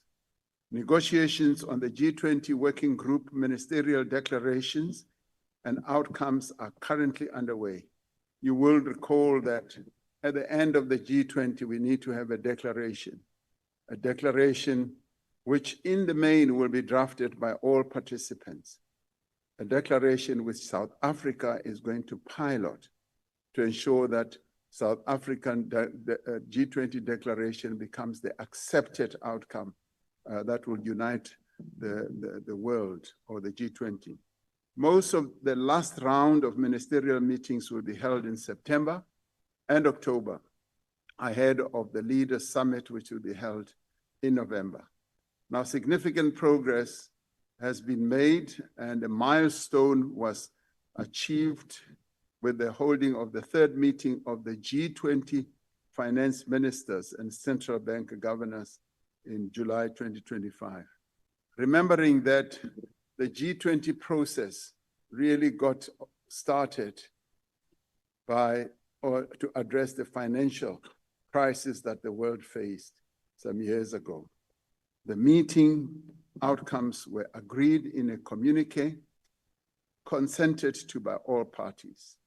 The meeting delivered productive and constructive discussions on Africa, the global economic outlook and the macroeconomic stability, the international financial architecture, sustainable finance and global health, infrastructure, tax, financial sector issues, and financial inclusion. Now, these to us were a milestone because to have gotten the ministerial meeting, which involved Reserve Bank governors and ministers of treasury, to finally reach consensus and all this was really, in my view, the heart of what the G20 South Africa is going to mean. On the 29th of August, we launched the G20 Extraordinary Committee of Independent Experts on Global Wealth Inequality. And this was a South African initiative. The panel is being chaired by the Nobel laureate, Professor Joseph Stiglitz. This initiative seeks to heighten global attention on inequality and outline practical action to address growing disparities in income, wealth, and opportunity. Our former Minister of Trade, Industry, and Competition, former Minister Ibrahim Patel, is going to Washington just a day from now to go and interact with Professor Joseph Stiglitz on precisely the issues that we've asked him to chair our committee on. The outcomes of the G20 ministerial meetings will form a key part of the G20 Leaders' Declaration, which will be adopted at the G20 Summit in Johannesburg in November. South Africa aims to produce an ambitious Leaders' Declaration that will promote the development agenda of the Global South in general and the African continent in particular. So all in all, Madam Deputy Speaker, a great deal has been achieved. We are way beyond the halfway mark. We are now on the final stretch of the G20 South Africa's presidency. And so far, it's been really good. The discussions have been rich, they've been robust, and they've been well organized, which in many ways is a great feather on the hat of South Africa, that we've been able to hold these meetings without too much angst, without too much differences, but getting various countries to coalesce. Even those countries that initially boycotted some of the meetings, and this is the thing about boycotting meetings, even those that boycotted, they found that the meetings continue. The caravan moves on. The caravan did not stop. And when they wanted to come and attend, the caravan was stopped to enable them to come and attend. And they got on the caravan, and the caravan is moving on. That is what is happening. First supplementary question will be asked by the Honourable Modise Mpaya. Thank you, Deputy Speaker. Honourable President, as the African National Congress, we are encouraged and confident that the hosting of G20 brings global attention and will help attract foreign direct investment and will create opportunities in various sectors, as you have expressed. However, a lot of our people are uncertain and are asking the questions of how will the G20, as hosted by South Africa in 2025, benefit an ordinary persons on the streets, as well as help improve our economy and ensure that some of the opportunities created can be sustainable even beyond the event. The Honourable President. Thank you, Honourable Deputy Speaker. And of course, as we hold these big manifestations, everyone wants to see of what benefit is this going to be to us, and particularly at the individual level. The benefits are not something that will eventuate immediately. What this does do, though, particularly when it comes to the themes that we have identified and the priorities, these are processes that will finally turn the wheel of development to start getting the world to address all these issues.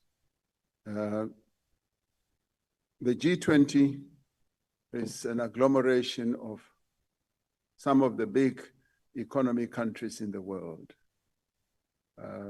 They account for a massive GDP number, and just to get them to come together to agree that they will agree on the reform of the financial institutions like the World Bank, the IMF, and also to agree on continuing forward with multilateralism so that we do not have a unipolar world, that we have a multipolar world, and where, for instance, on the outcomes that we want to see in terms of financing renewable energy, or climate change rather, and how, for instance, we would like disasters to be properly financed. This for us is an important ambition as we face, as I said earlier, recurring disasters. So in time, the people who live on the Eastern Seaboard, in KZN, in the Eastern Cape, in the Southern Cape, who continue to suffer from climate change damage, we're hoping that through the decisions that will be taken, we'll then be able to get finance that is going to assist us with rebuilding.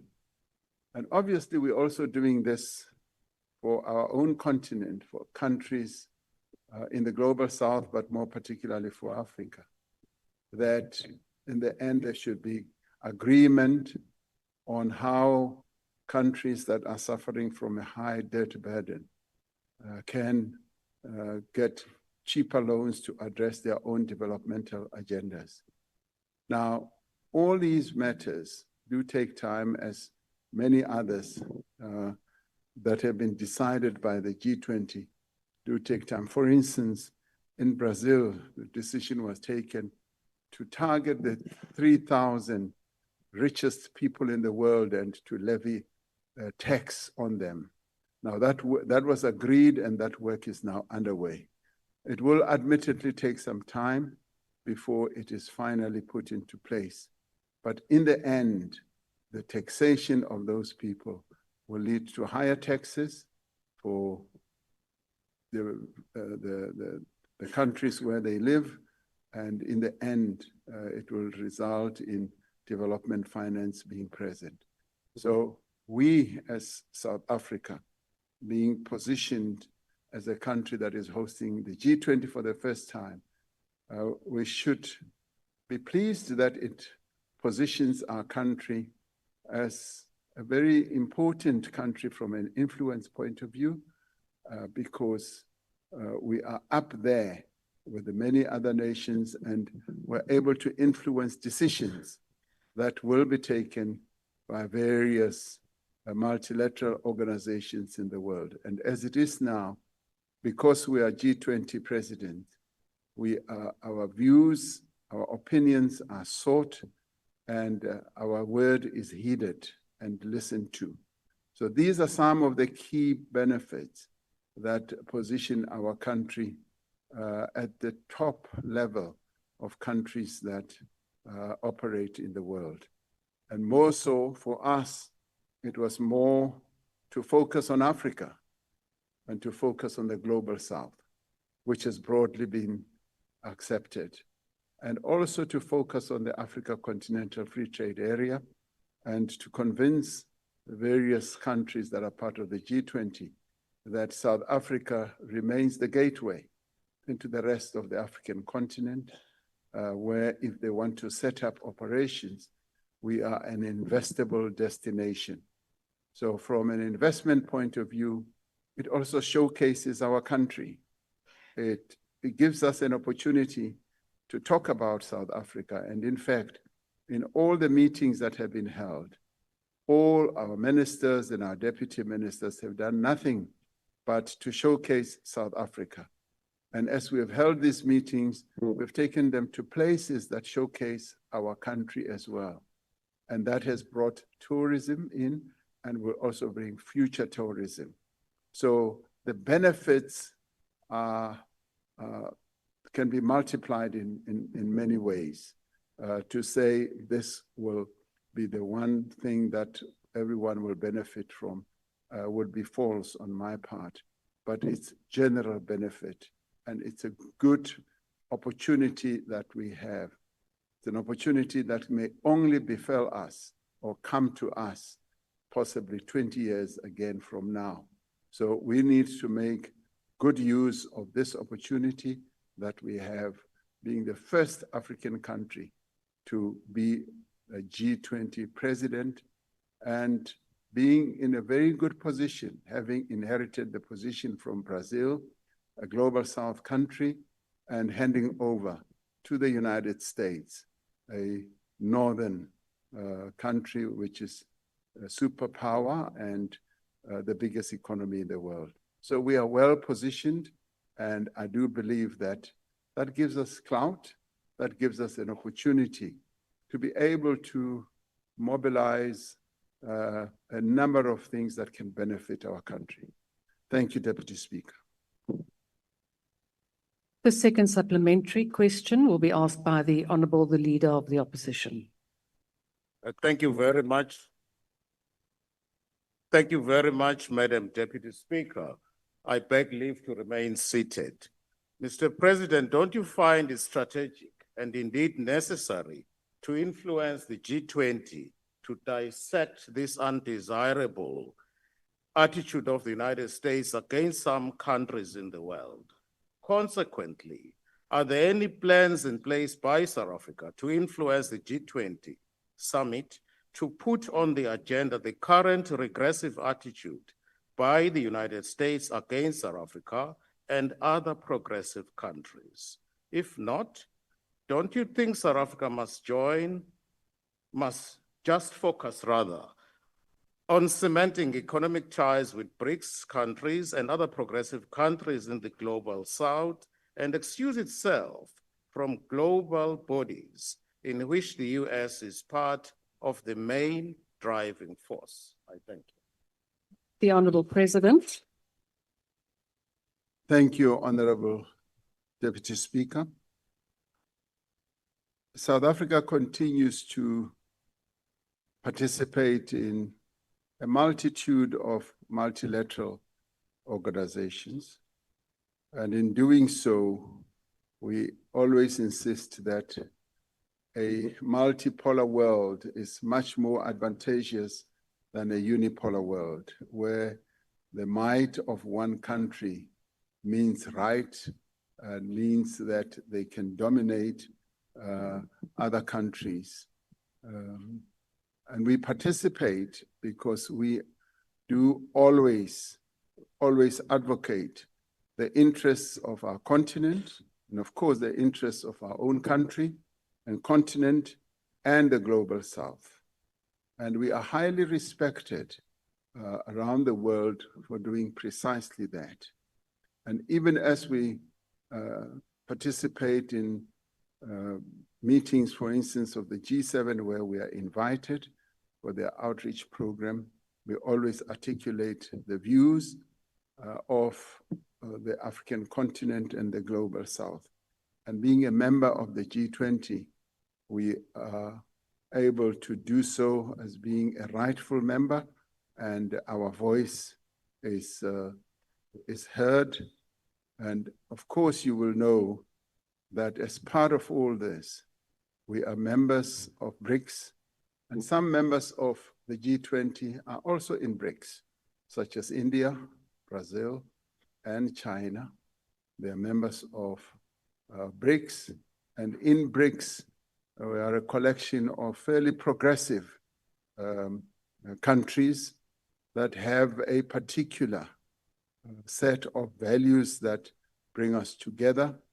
And just yesterday, as I said, we held a BRICS summit in which all the leaders of the BRICS family participated and took decisions that are aimed at consolidating what we have and leading us to even improving the manner in which we trade, the manner in which we respond to challenges, and how we should strengthen the multilateral system. All of us, as one, spoke about how we strengthen the United Nations and how we strengthen the World Trade Organization, the World Health Organization. Now, these organizations are organizations that many other countries participate in, including the United States. And we then take decisions to be the voices of reason, the voices of progressiveness, notwithstanding that they also participate. And we have the view that we cannot extract ourselves from those types of organizations by virtue of the fact that the US participates. We should participate and be able to exchange views and exchange opinions with them. And obviously with the hope that our views will win the day, because they're based on good values, they're based on progressive principles. But to answer your questions more directly, yes, we are strengthening BRICS, and we are relying on BRICS to be the country, to be the organization that will consolidate our own standing and our own values. BRICS already, from a population point of view, is already half of the world population and accounts for between 30 to 40% of world trade. And that basically means that it's a very strong collection of countries that in time will continue to have a strong influence in what happens, not only in the G20, but also in the world. And in the G20 process, we've got a good number of countries that are very progressive, that see eye to eye with what we believe in. And we will be able to keep on pushing that agenda, because our agenda is aimed at advancing the interests of humanity, and making sure that ordinary people lead a better life. Thank you, Deputy Speaker. The third supplementary question will be asked by the Honourable Khadebe. Thank you, Madam Deputy Speaker. Your Excellency, I would like to know what legacy projects or initiatives are being developed as part of South Africa's G20 presidency to ensure lasting developmental impact beyond 2025. Thank you. The Honourable President. Thank you, Honourable Deputy Speaker. We have a number of projects that are being worked on that will see full fruition when we get to the Leaders Summit. We are, through the various departments that we have in government, have been looking very closely at certain projects, and some of which will, the temptation is always you go for a legacy project at the region where the Leaders Summit is going to be, like we've seen in many other parts of the world. But we want it to be a much more broad-based type of legacy projects that will, our people will then be able to say, this is what we had the G20, and this is what has been left behind. So a number of such projects are now in the works, and some of them are reaching a level of fruition, and we will be able to talk about them in time. Thank you, Deputy Speaker. The last supplementary question will be asked by the Honourable Ghana. All the best tonight against Nigeria. So we are playing Nigeria. Namonhla, President. President, so lekaya lel fare zani. Parno loko hi amukela vayeni. Kuna mafulufulu kutirhiwa vusiku na nhlikani. Mara endzhaka loko vayeni va fambile, we go back to the default settings. So at the moment, when you drive through the G20 route, there's so much work that's happening. But I know, as we have seen with the World Cup, that after the hosting of the G20, we go back to the default setting. So va ri ni mbutisa leswi President, ku ri mi ta endla njhani ku ri matirhelo lama, magingirikelo lama hi ma vonaka nkarhi wa sweswi ya ya mahlweni after G20, not this thing coming to an end, all this 24-hour work coming to an end because now the visitors have left our country. The Honourable President. Thank you, Deputy Speaker. No, na cancer swinene. Ni na ilava ku ri bafana va wina nyamutlha. Va tlanga na tiko leri ri tikaku. And Nigeria i tshama i vonisa xipuku. So i lava ku va vonisa xipuku namuntlha. So ni khense ngopfu. No, u vula ntiyiso hi ku minkarhi yo tala loko ku ta vayeni na le makaya swi endleka tani.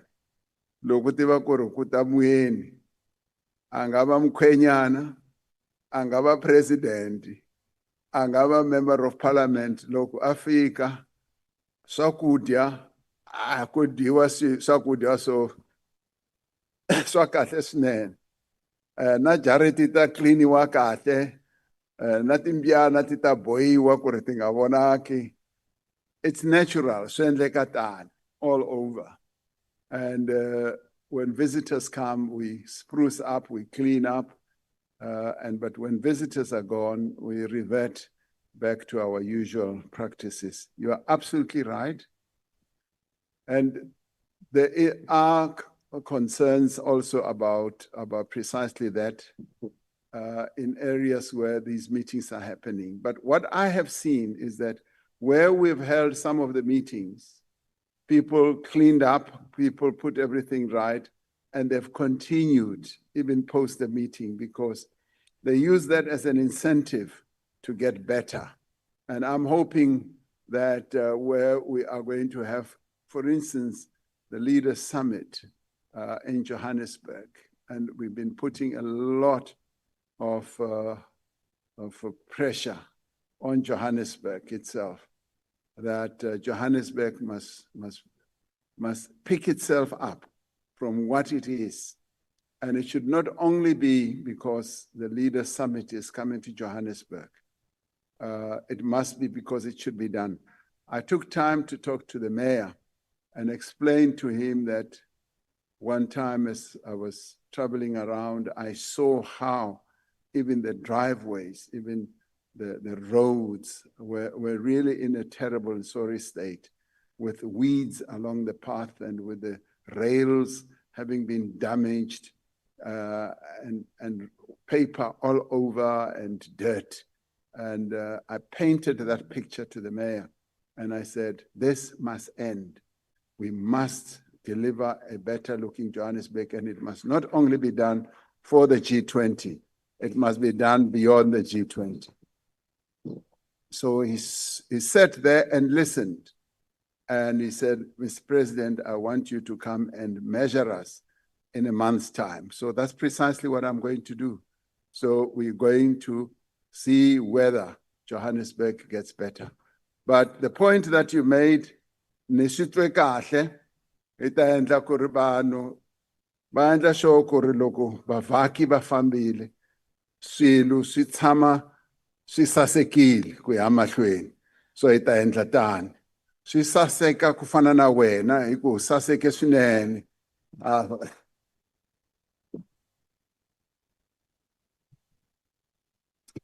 We now move on to question number 17, which has been asked by the Honourable Trollip.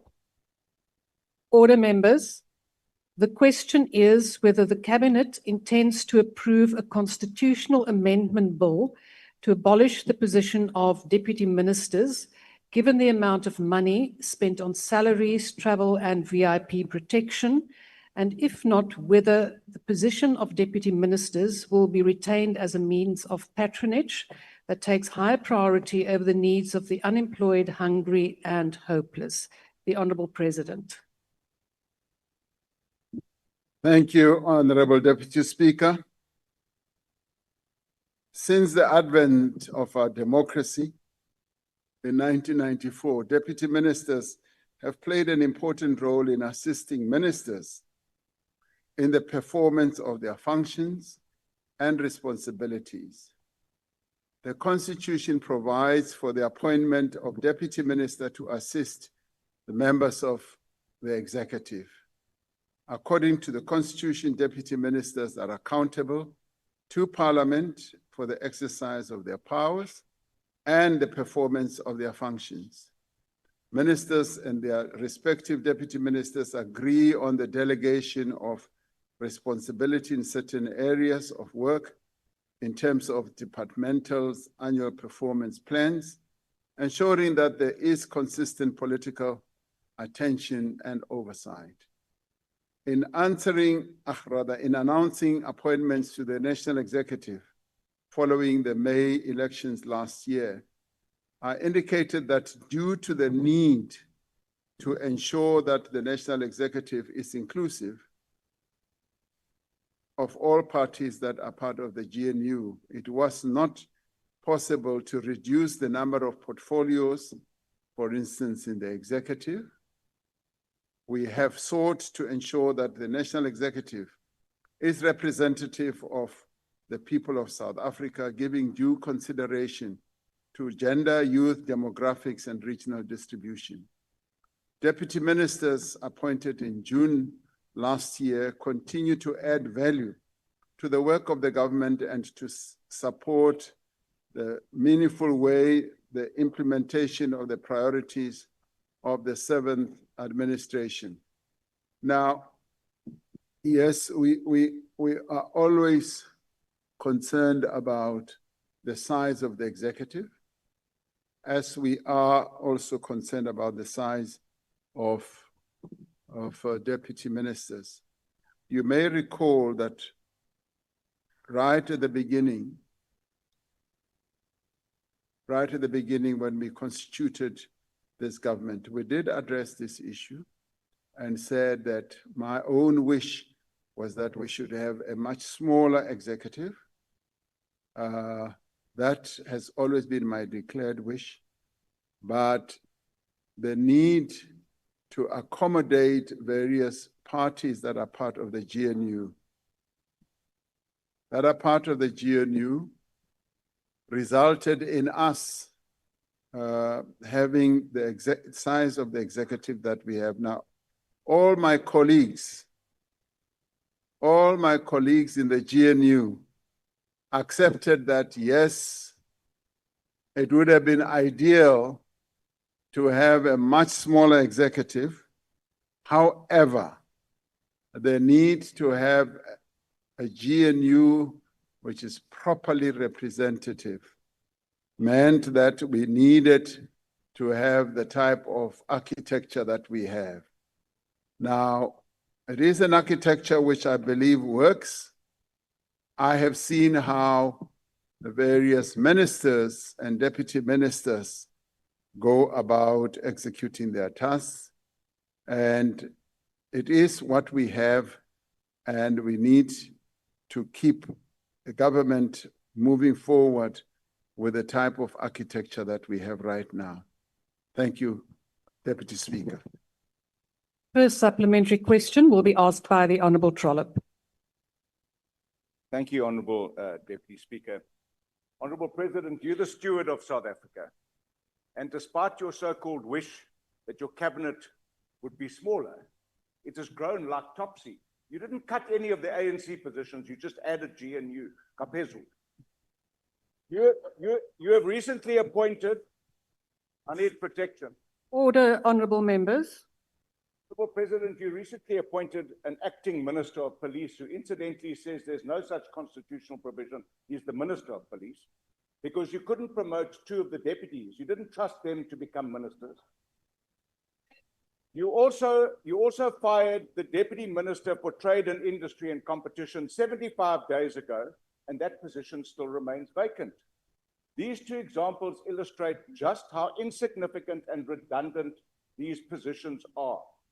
Stewardship, Mr. President, is well explained in the book of Matthew, where three of the minister's servants were given 10, 5, and 1 bags of gold to look after. Two of them increased the value of what they were given, and they were rewarded. One buried what they were given and was rebuked. Why are you burying what you've been entrusted with by maintaining such a costly, bloated, and ineffective cabinet? Will you and your party support my private member's bill, constitutional amendment to do away with deputy ministers so that the cost of these redundant members can be redirected to the betterment of our country? Simple question. Will you support it? It's coming. Will you support the private member's bill? If you want a smaller cabinet. The Honourable President, Honourable Trollip, your time has expired. The Honourable President.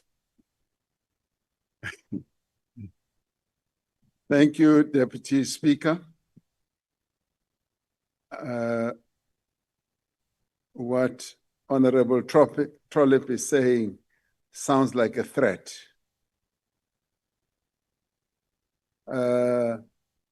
So my response to that, rather than say I don't respond to threats, is the following. My response is I would really like to look at that bill. I think please have the bill forwarded so that we look at it. I'm not able to respond in any way whatsoever until I see the contents of the bill. Now, therefore, much as I said, it sounds like a threat. It isn't a threat. No, I want to actually compliment you and say, I don't see it as a threat. I see it as a very meaningful contribution because you are concerned, as I am, of the size of our executive. And the size of the executive we now have is a result of the outcome of our elections. where we had to put together a government of national unity with 10 political parties that sat down and negotiated the structure of the government we have.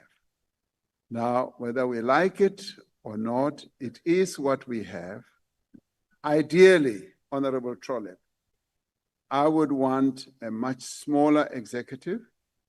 I would also like fewer deputy ministers. But right now, we do have deputy ministers who are really putting shoulder to the wheel, who are going even beyond what I would call the call of duty. And those deputy ministers are distinguishing themselves as real contributors to our governance. And what I also really am appreciating is the fact that many of our deputy ministers are working so well with their minister colleagues.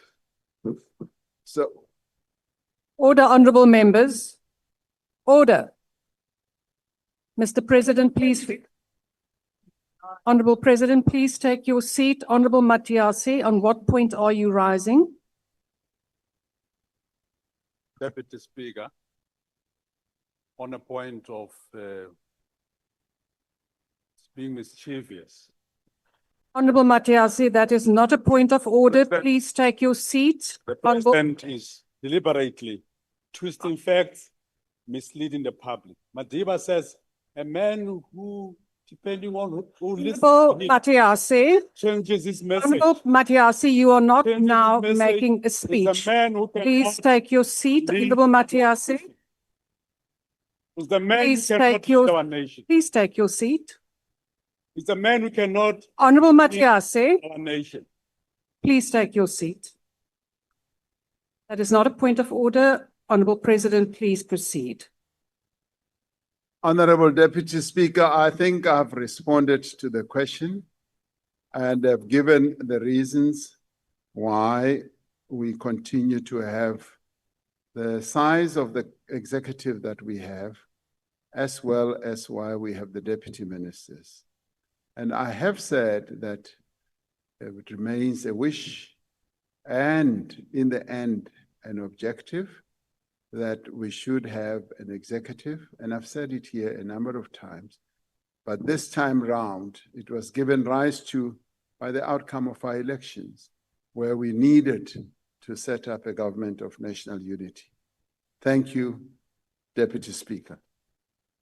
The second supplementary question will be asked by the Honorable Ligaraba. Ndo livhuwa muthusa mulangadzulo. Honorable President, given that deputy ministers play a crucial role in supporting ministers and contributing to oversight and coordination of government departments, despite not having executive authority, can the President elaborate on how their advisory and coordination functions enhances the effectiveness of government ministries, also recognizing that they participate in cabinet committees and support the district development model as champion? If possible, President, can you also outline specific examples or successes where deputy ministers have effectively contributed to policy implementation, departmental oversight, and stakeholder engagement, thereby justifying their continued existence? Thank you, Honourable Member. Your time has expired. The Honourable President. Thank you, Deputy Speaker and honourable members. Yes, deputy ministers continue to play a critical role in our governance. They are members of the executive. They participate in cabinet committee discussions. I'd like to believe that we have a really wonderful system that functions so well that every proposal that finally sees its light of day in cabinet goes through rigorous processes, starting off in the department, where the minister and deputy minister will engage in discussions with their directors general and deputy directors general to put forward a proposal or a proposition that could lead to a project, or that could lead to an amendment of a law or a structuring of a policy. That then goes to the directors general, forum of directors general, to be thoroughly discussed across the various departments. That then ends up going to the cluster. Yeah, I've raised my hand. The cluster that we have. Honourable President, if you would just allow me a second. Honourable members, please keep your microphones muted and do not interrupt the proceedings. Mr. President, please proceed. When it goes to the clusters, deputy ministers also participate in those discussions, and thereafter it goes to cabinet committees, the various clusters of cabinet committees, where deputy ministers participate vigorously in the crafting of policy, of proposals, or even the drafting of laws. Whereafter it then goes to cabinet, where cabinet collectively then examines what will have gone through this sausage machine, if you like, where a proper decision is then taken. Now, the value of having cabinet ministers is clearly demonstrated in this whole process. It starts at the department level and it goes forward to the cluster level and the cabinet committee level, where they engage with other deputy ministers and ministers on the crafting of any position that should lead to either a change or an enhancement of a proposition. So cabinet deputy ministers do play a very critical role. Honorable member, you ask if I can give you any concrete example. I can give you many, but standing here, I would only be able to give you a few and leave out others. But they are all participating in a meaningful way in governance. They are participating in the execution of decisions. They assist ministers, and where ministers are not able to act on a particular project or initiative, deputy ministers. Yeah, you must recognize my hand, please, Deputy Speaker. Honourable President, could you please take your seat? Honourable Skosana, please state the point that you are now rising on. Ngiyathokoza, State the rule. ngiyathokoza, Deputy Speaker. Elami ngithi Speaker, uPresident uyasichewa, uyasirareja, akaphendula imibuzo. Honourable Skosana, that is not a point of order. It is now being frivolous and you are interrupting proceedings. We will now continue. Honourable President, please proceed. Thank you, Honorable Deputy Speaker. With those words, I have answered the question that the Honorable Member raised. I see the real value of deputy ministers, if truth be told, and I appreciate the inputs and the commitment that they demonstrate. And in many ways, deputy ministers' positions can also be seen as training ground for future ministerial positions. That's how I look at it. So they are doing a good job, and we may not see the value that they do. I see great value. Thank you very much. Third supplementary question will be asked by the Honourable Kwankwa. Thank you very much, Deputy Speaker. President, the crux of the problem here, it's a no-brainer that deputy ministers play an important role in supporting the work of ministers in terms of departmental oversight and the programmatic work of government. However, President, do you not think in light of their assigned responsibilities that the time has come to make the performance agreements of deputy ministers public once they've been entered into, that they too face parliamentary scrutiny on the work they do in support of the government and the political principles, especially when it comes to managing the political bureaucratic interface? Learning from other jurisdictions where such measures have been put in place, like Canada and elsewhere, has the time not come for us to actually make it transparent and clear upfront what to expect from a specific deputy minister, rather than leave it up to chance and leave it to the relationship between the minister and the deputy? Because baza bangathi zii-PAs abanye. The Honourable President. Thank you, Honorable Deputy Speaker. I would like to agree with Honorable Nkwankwa. Thank you. Last supplementary question will be asked by the Honourable Khadebe. Thank you, Madam Deputy Speaker. Your Excellency, my question is, considering that ministers within the government of national unity are often overstretched with the workload of managing various tasks within their departments, deputy ministers have proven invaluable in assisting ministers with executing their mandates. Has consideration been given to expanding the roles and the responsibilities of deputy ministers in ensuring better continuity and succession, particularly when ministers are abroad or unavailable? Thank you. The Honourable President. Thank you, Honorable Deputy Speaker. Yes, I'm glad that at least there are some in this House who recognize the important role that is played by deputy ministers. So thank you very much.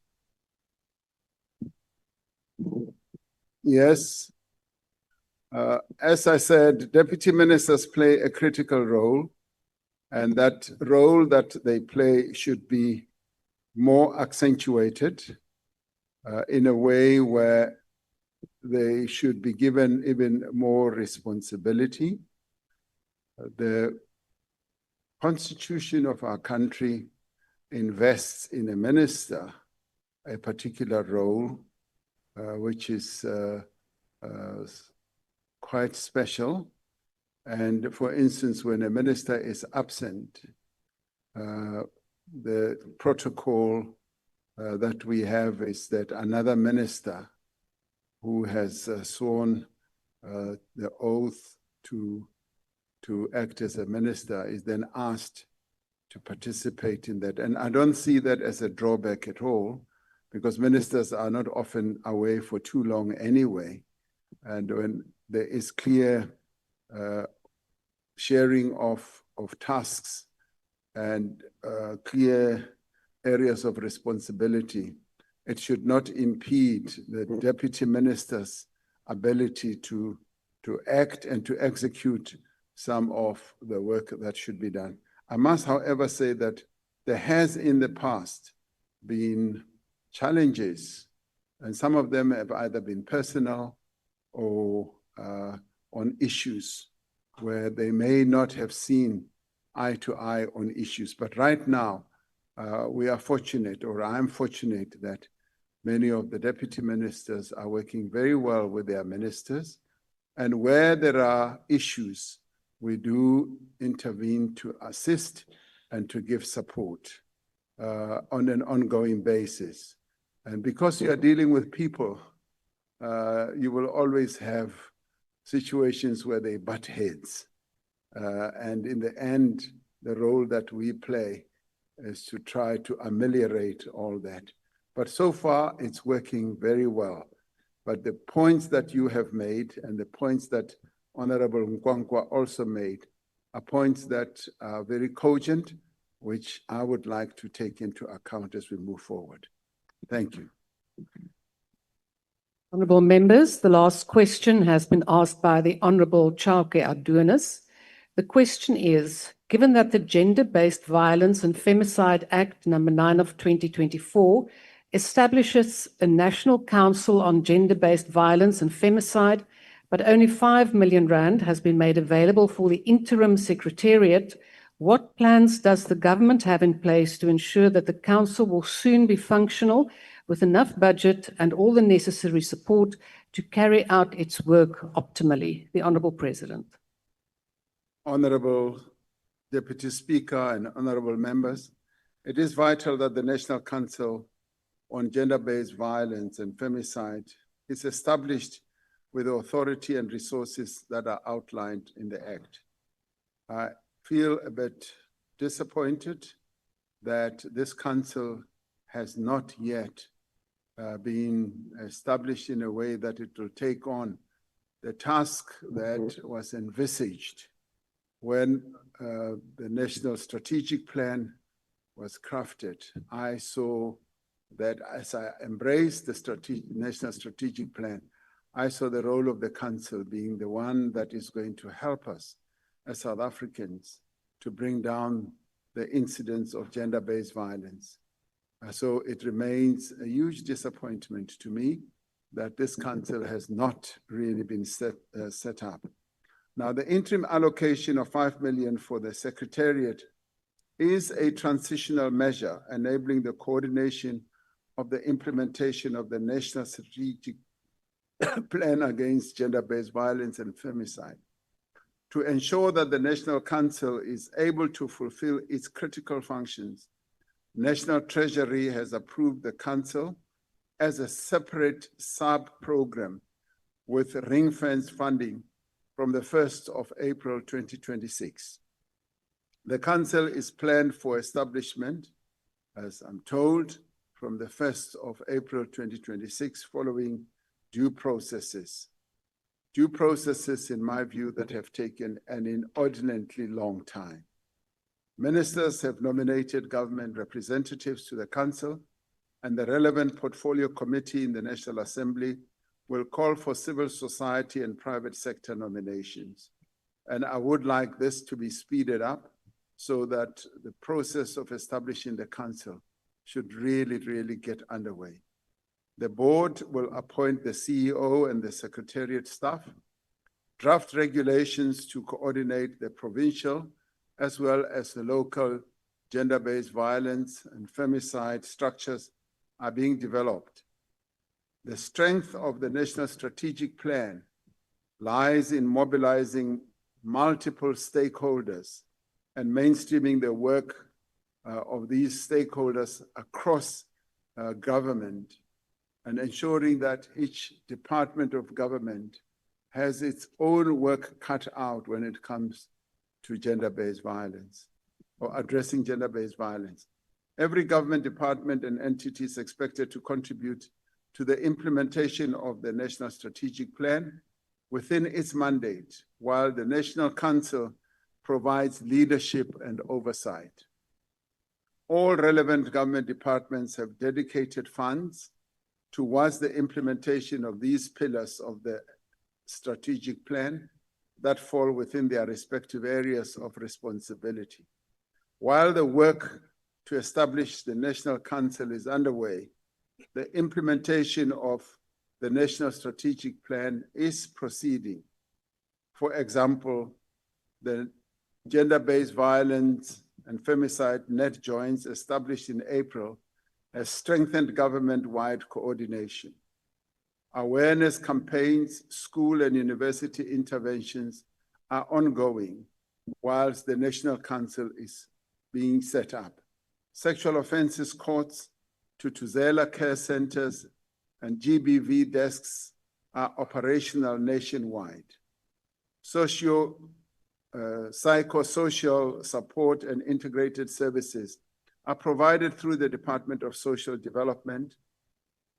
Kuseleka one-stop centers and GBV command center are also set up. There is also progress with economic empowerment, mainly through improving the access of women-owned businesses to procurement opportunities in both government and also in the private sector. Now, these initiatives should show that the National Strategic Plan is a living framework that in many ways is being implemented, but needs much more tighter implementation through the establishment of the National Council. The Council is expected, once operational, to accelerate this process through stronger oversight, coordination, as well as accountability. And accountability will come from the fact that it will have a budget that it will be able to oversee to ensure that it executes the tasks that we foresee. Gender-based violence and femicide is a stain on the conscience of our nation. The National Council is an important instrument in strengthening our response to this epidemic, ensuring that all South Africans are properly mobilized to ensure that this scourge of violating the rights of women and children is brought to an end. We now do have an instrument that is emerging, and I wish it had been set up as we brought the matter here to Parliament, but we do have the various other substructures that are already functioning. What we now need to do is to make sure that the Council is set up, the budget is going to be ready and able to support its work, and the accountability process will then be set in place, and also oversight, particularly when it comes to what we do in government. Because the reason why we felt we needed a National Council is for the National Council to have a proper oversight of what we are doing in Council through every department of government. The word we have given to every department of government is that we must together be involved in the fight against gender-based violence within government and also in society, and support various efforts that are being taken by various formations throughout the country to fight gender-based violence. And the Council will enable us to see this as a national task involving all of us, and it will also help to give a real powerful face to what needs to be done by all of us in the country when that Council is put in place. So a lot of work awaits this Council. And as I say once again, I'm rather disappointed that it has taken this long to establish this Council. But as always, some of these things do take time, but we should be pleased that they do happen in the end. Thank you, Deputy Speaker. The first supplementary question will be asked by the Honourable Chauke Adunis. Thank you very much, Chairperson, and Honourable greetings, revolutionary greetings to our Honourable Cyril Matamela Ramaphosa in our midst. My question centered around this, and I appreciate that there is reassurance that there will be ring-fenced financing for the GBVF Council. Now, South Africa plays quite an instrumental role globally in ensuring that we're able to have global influence. GBV being one of the pandemics that we're faced with globally and not only locally.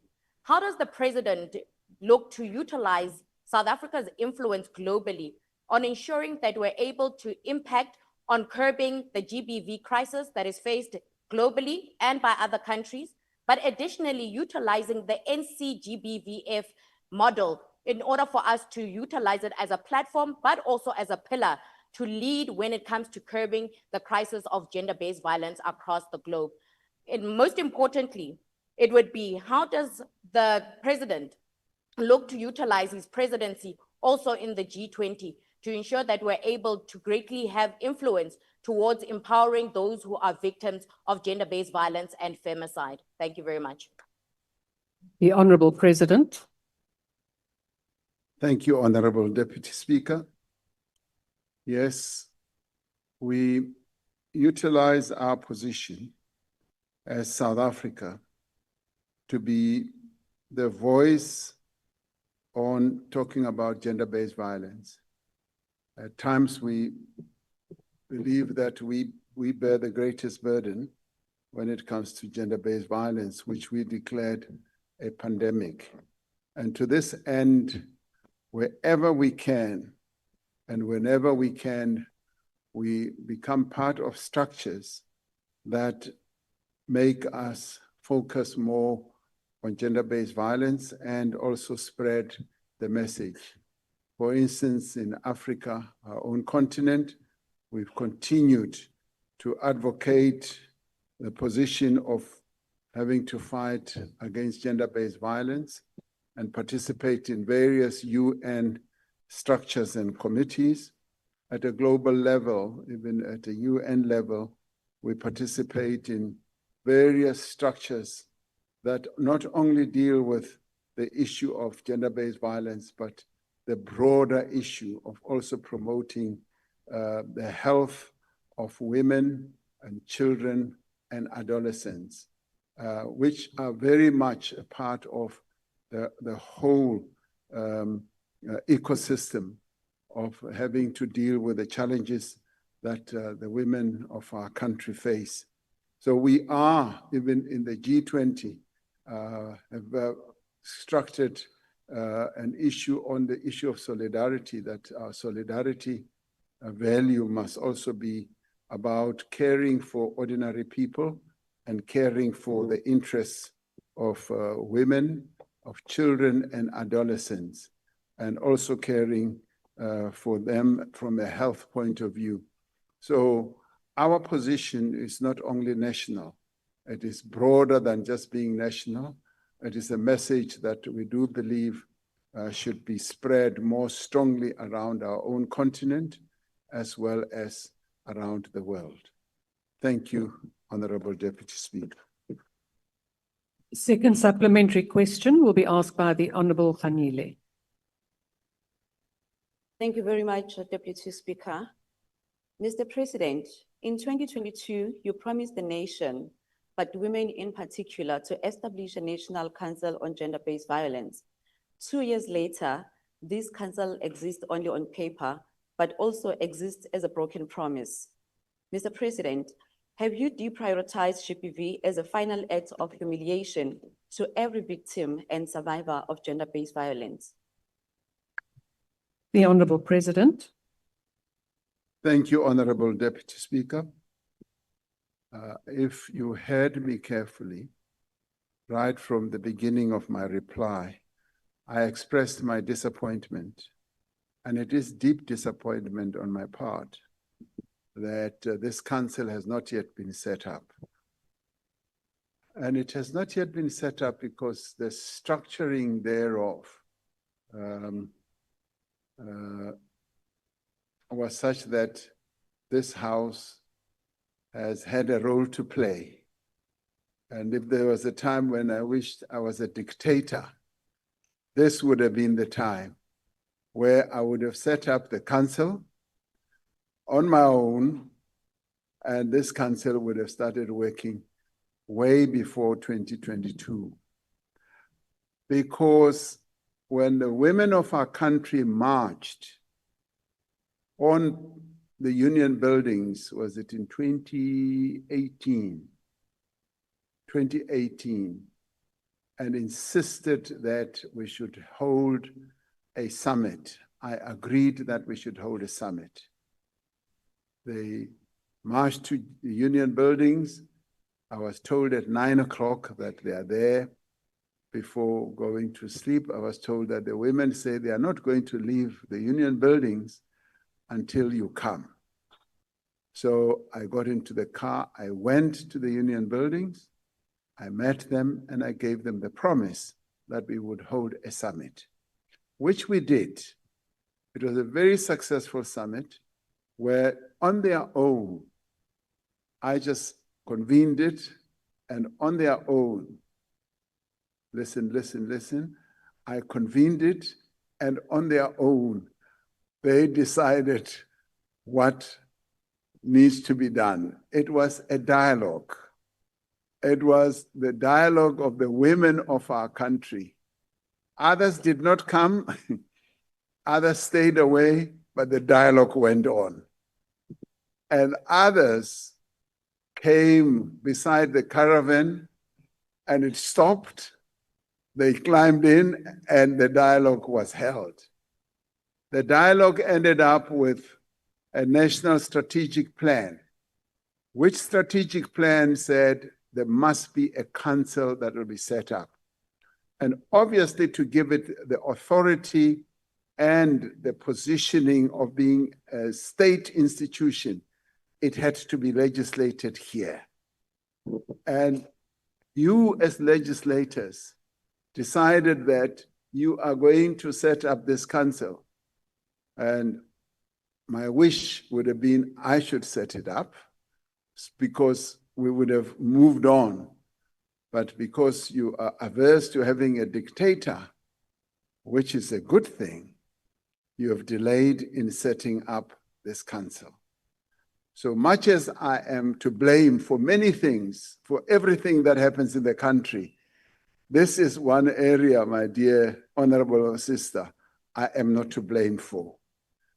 And that is why I say I am disappointed that this council has not yet been set up, because it detracts from the promise I made to the women of this country in terms of dealing with GBV. I've been an ardent speaker and campaigner on GBV, and I will continue doing so and getting our men to treat the women of our country with respect and with honor. Thank you very much. Third supplementary question will be asked by the Honorable Mohammed. Mr. President, the GBVF Act came into effect in November 2024. Yet by mid-2025, the National Council is still incomplete, with civil society and private sectors seats vacant. In just one quarter, 966 women and 314 children were murdered, while shelters collapsed from funding delays and where SAPS has even omitted GBV data from its crime stats. Perpetrators still continue to walk free on bail, further eroding trust in the justice system. If GBV is a pandemic, as you just said, why is your response so nonchalant? Are you once again shocked? What is your excuse for not having tabled a ring-fence costed plan with quarterly milestones for survivor services, provincial structures, credible SAPS GBV reporting, and bail reforms, in such a manner that makes this law to be not just symbolic while women and children continue to die? Thank you. The Honorable President. I am not shocked. I am just disappointed that this structure has not been set up. And this parliament should have played its role in setting up this structure. And this structure would have then inspired the work that needs to be done, including ensuring that the budgets are in place, because it is this structure, this parliament that sets out budgets. And it is this parliament that should be calling for accountability, whether it is from the police reporting on GBV or whether it is the programs that need to be embarked upon. Yes, money can be allocated, but the structure that has to be put in place should be set up first, because Treasury is ready, willing, and prepared to finance the work that needs to be done. The work continues to be done, as I said, through various of our departments, and every department and every minister, and I'm going to be even insisting more on each of our ministers to make it clear that gender-based violence becomes a priority in their activities. So work is being done, and I do want this parliament to move with maximum speed to make sure that this council is set up. And if you, as parliamentarians, can act quicker, then this work of the gender-based violence will move at maximum speed. Thank you, Honorable Deputy Speaker. Last supplementary question will be asked by the Honorable Mente Nkuna. No, thanks so much, Deputy Speaker. Mr. President, we have noted your expression of frustration right from the start of your response. But let me remind you, Mr. President, that the main impediment towards getting the council to do its work is chronic underfunding, which makes it impossible for instance, to appoint members who come from civil society organization if there are no guarantees that they will be paid. Considering the crisis level of gender-based violence and femicide in this country, and the several commitments you have made towards the fight against GBV and femicide, do you not consider your failure to fully institutionalize the National Council on GBV as a betrayal of women's safety in this country? If not, what measurable commitments do you make to the women of this country in relation to the functioning of the National Council on GBV? My name is Honorable Mashlala. Sorry for that. Thank you, Honorable Mashlala. Honorable President. Honorable Deputy Speaker and Honorable Mashlala, the commitment that I would make is that I have passed on the message to members of this body to get on with the process of appointing the council. Because, Honorable Mashlala, once the structure is in place, the Minister of Finance now has the authority, with your allowance, with your permission, to allocate the funding that should finance the work of the council. The minister will not be able to do so unless Parliament plays its own role. Now, yes, I said, I am responsible for everything that goes wrong, but not this one. Please, not this one. Untshwarele mo, kopo untshwarele, tse ding kaofela aowa, ke tla dumela. Empa ena aowa, a se nna, ke a gana ka nnete. E ke lona. Yaanong, I want all of you, as you always say to me, what do you always say, Mr. President? Don't you think you have been derelict in executing your duties? Now, I want all of you to agree that all of you, you've been derelict in executing your jobs.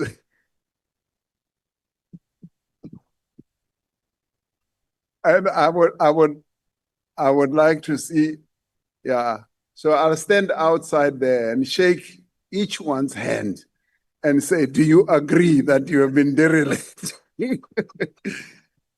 Honorable Deputy Speaker, that to me really should add to the urgency of setting up this National Council.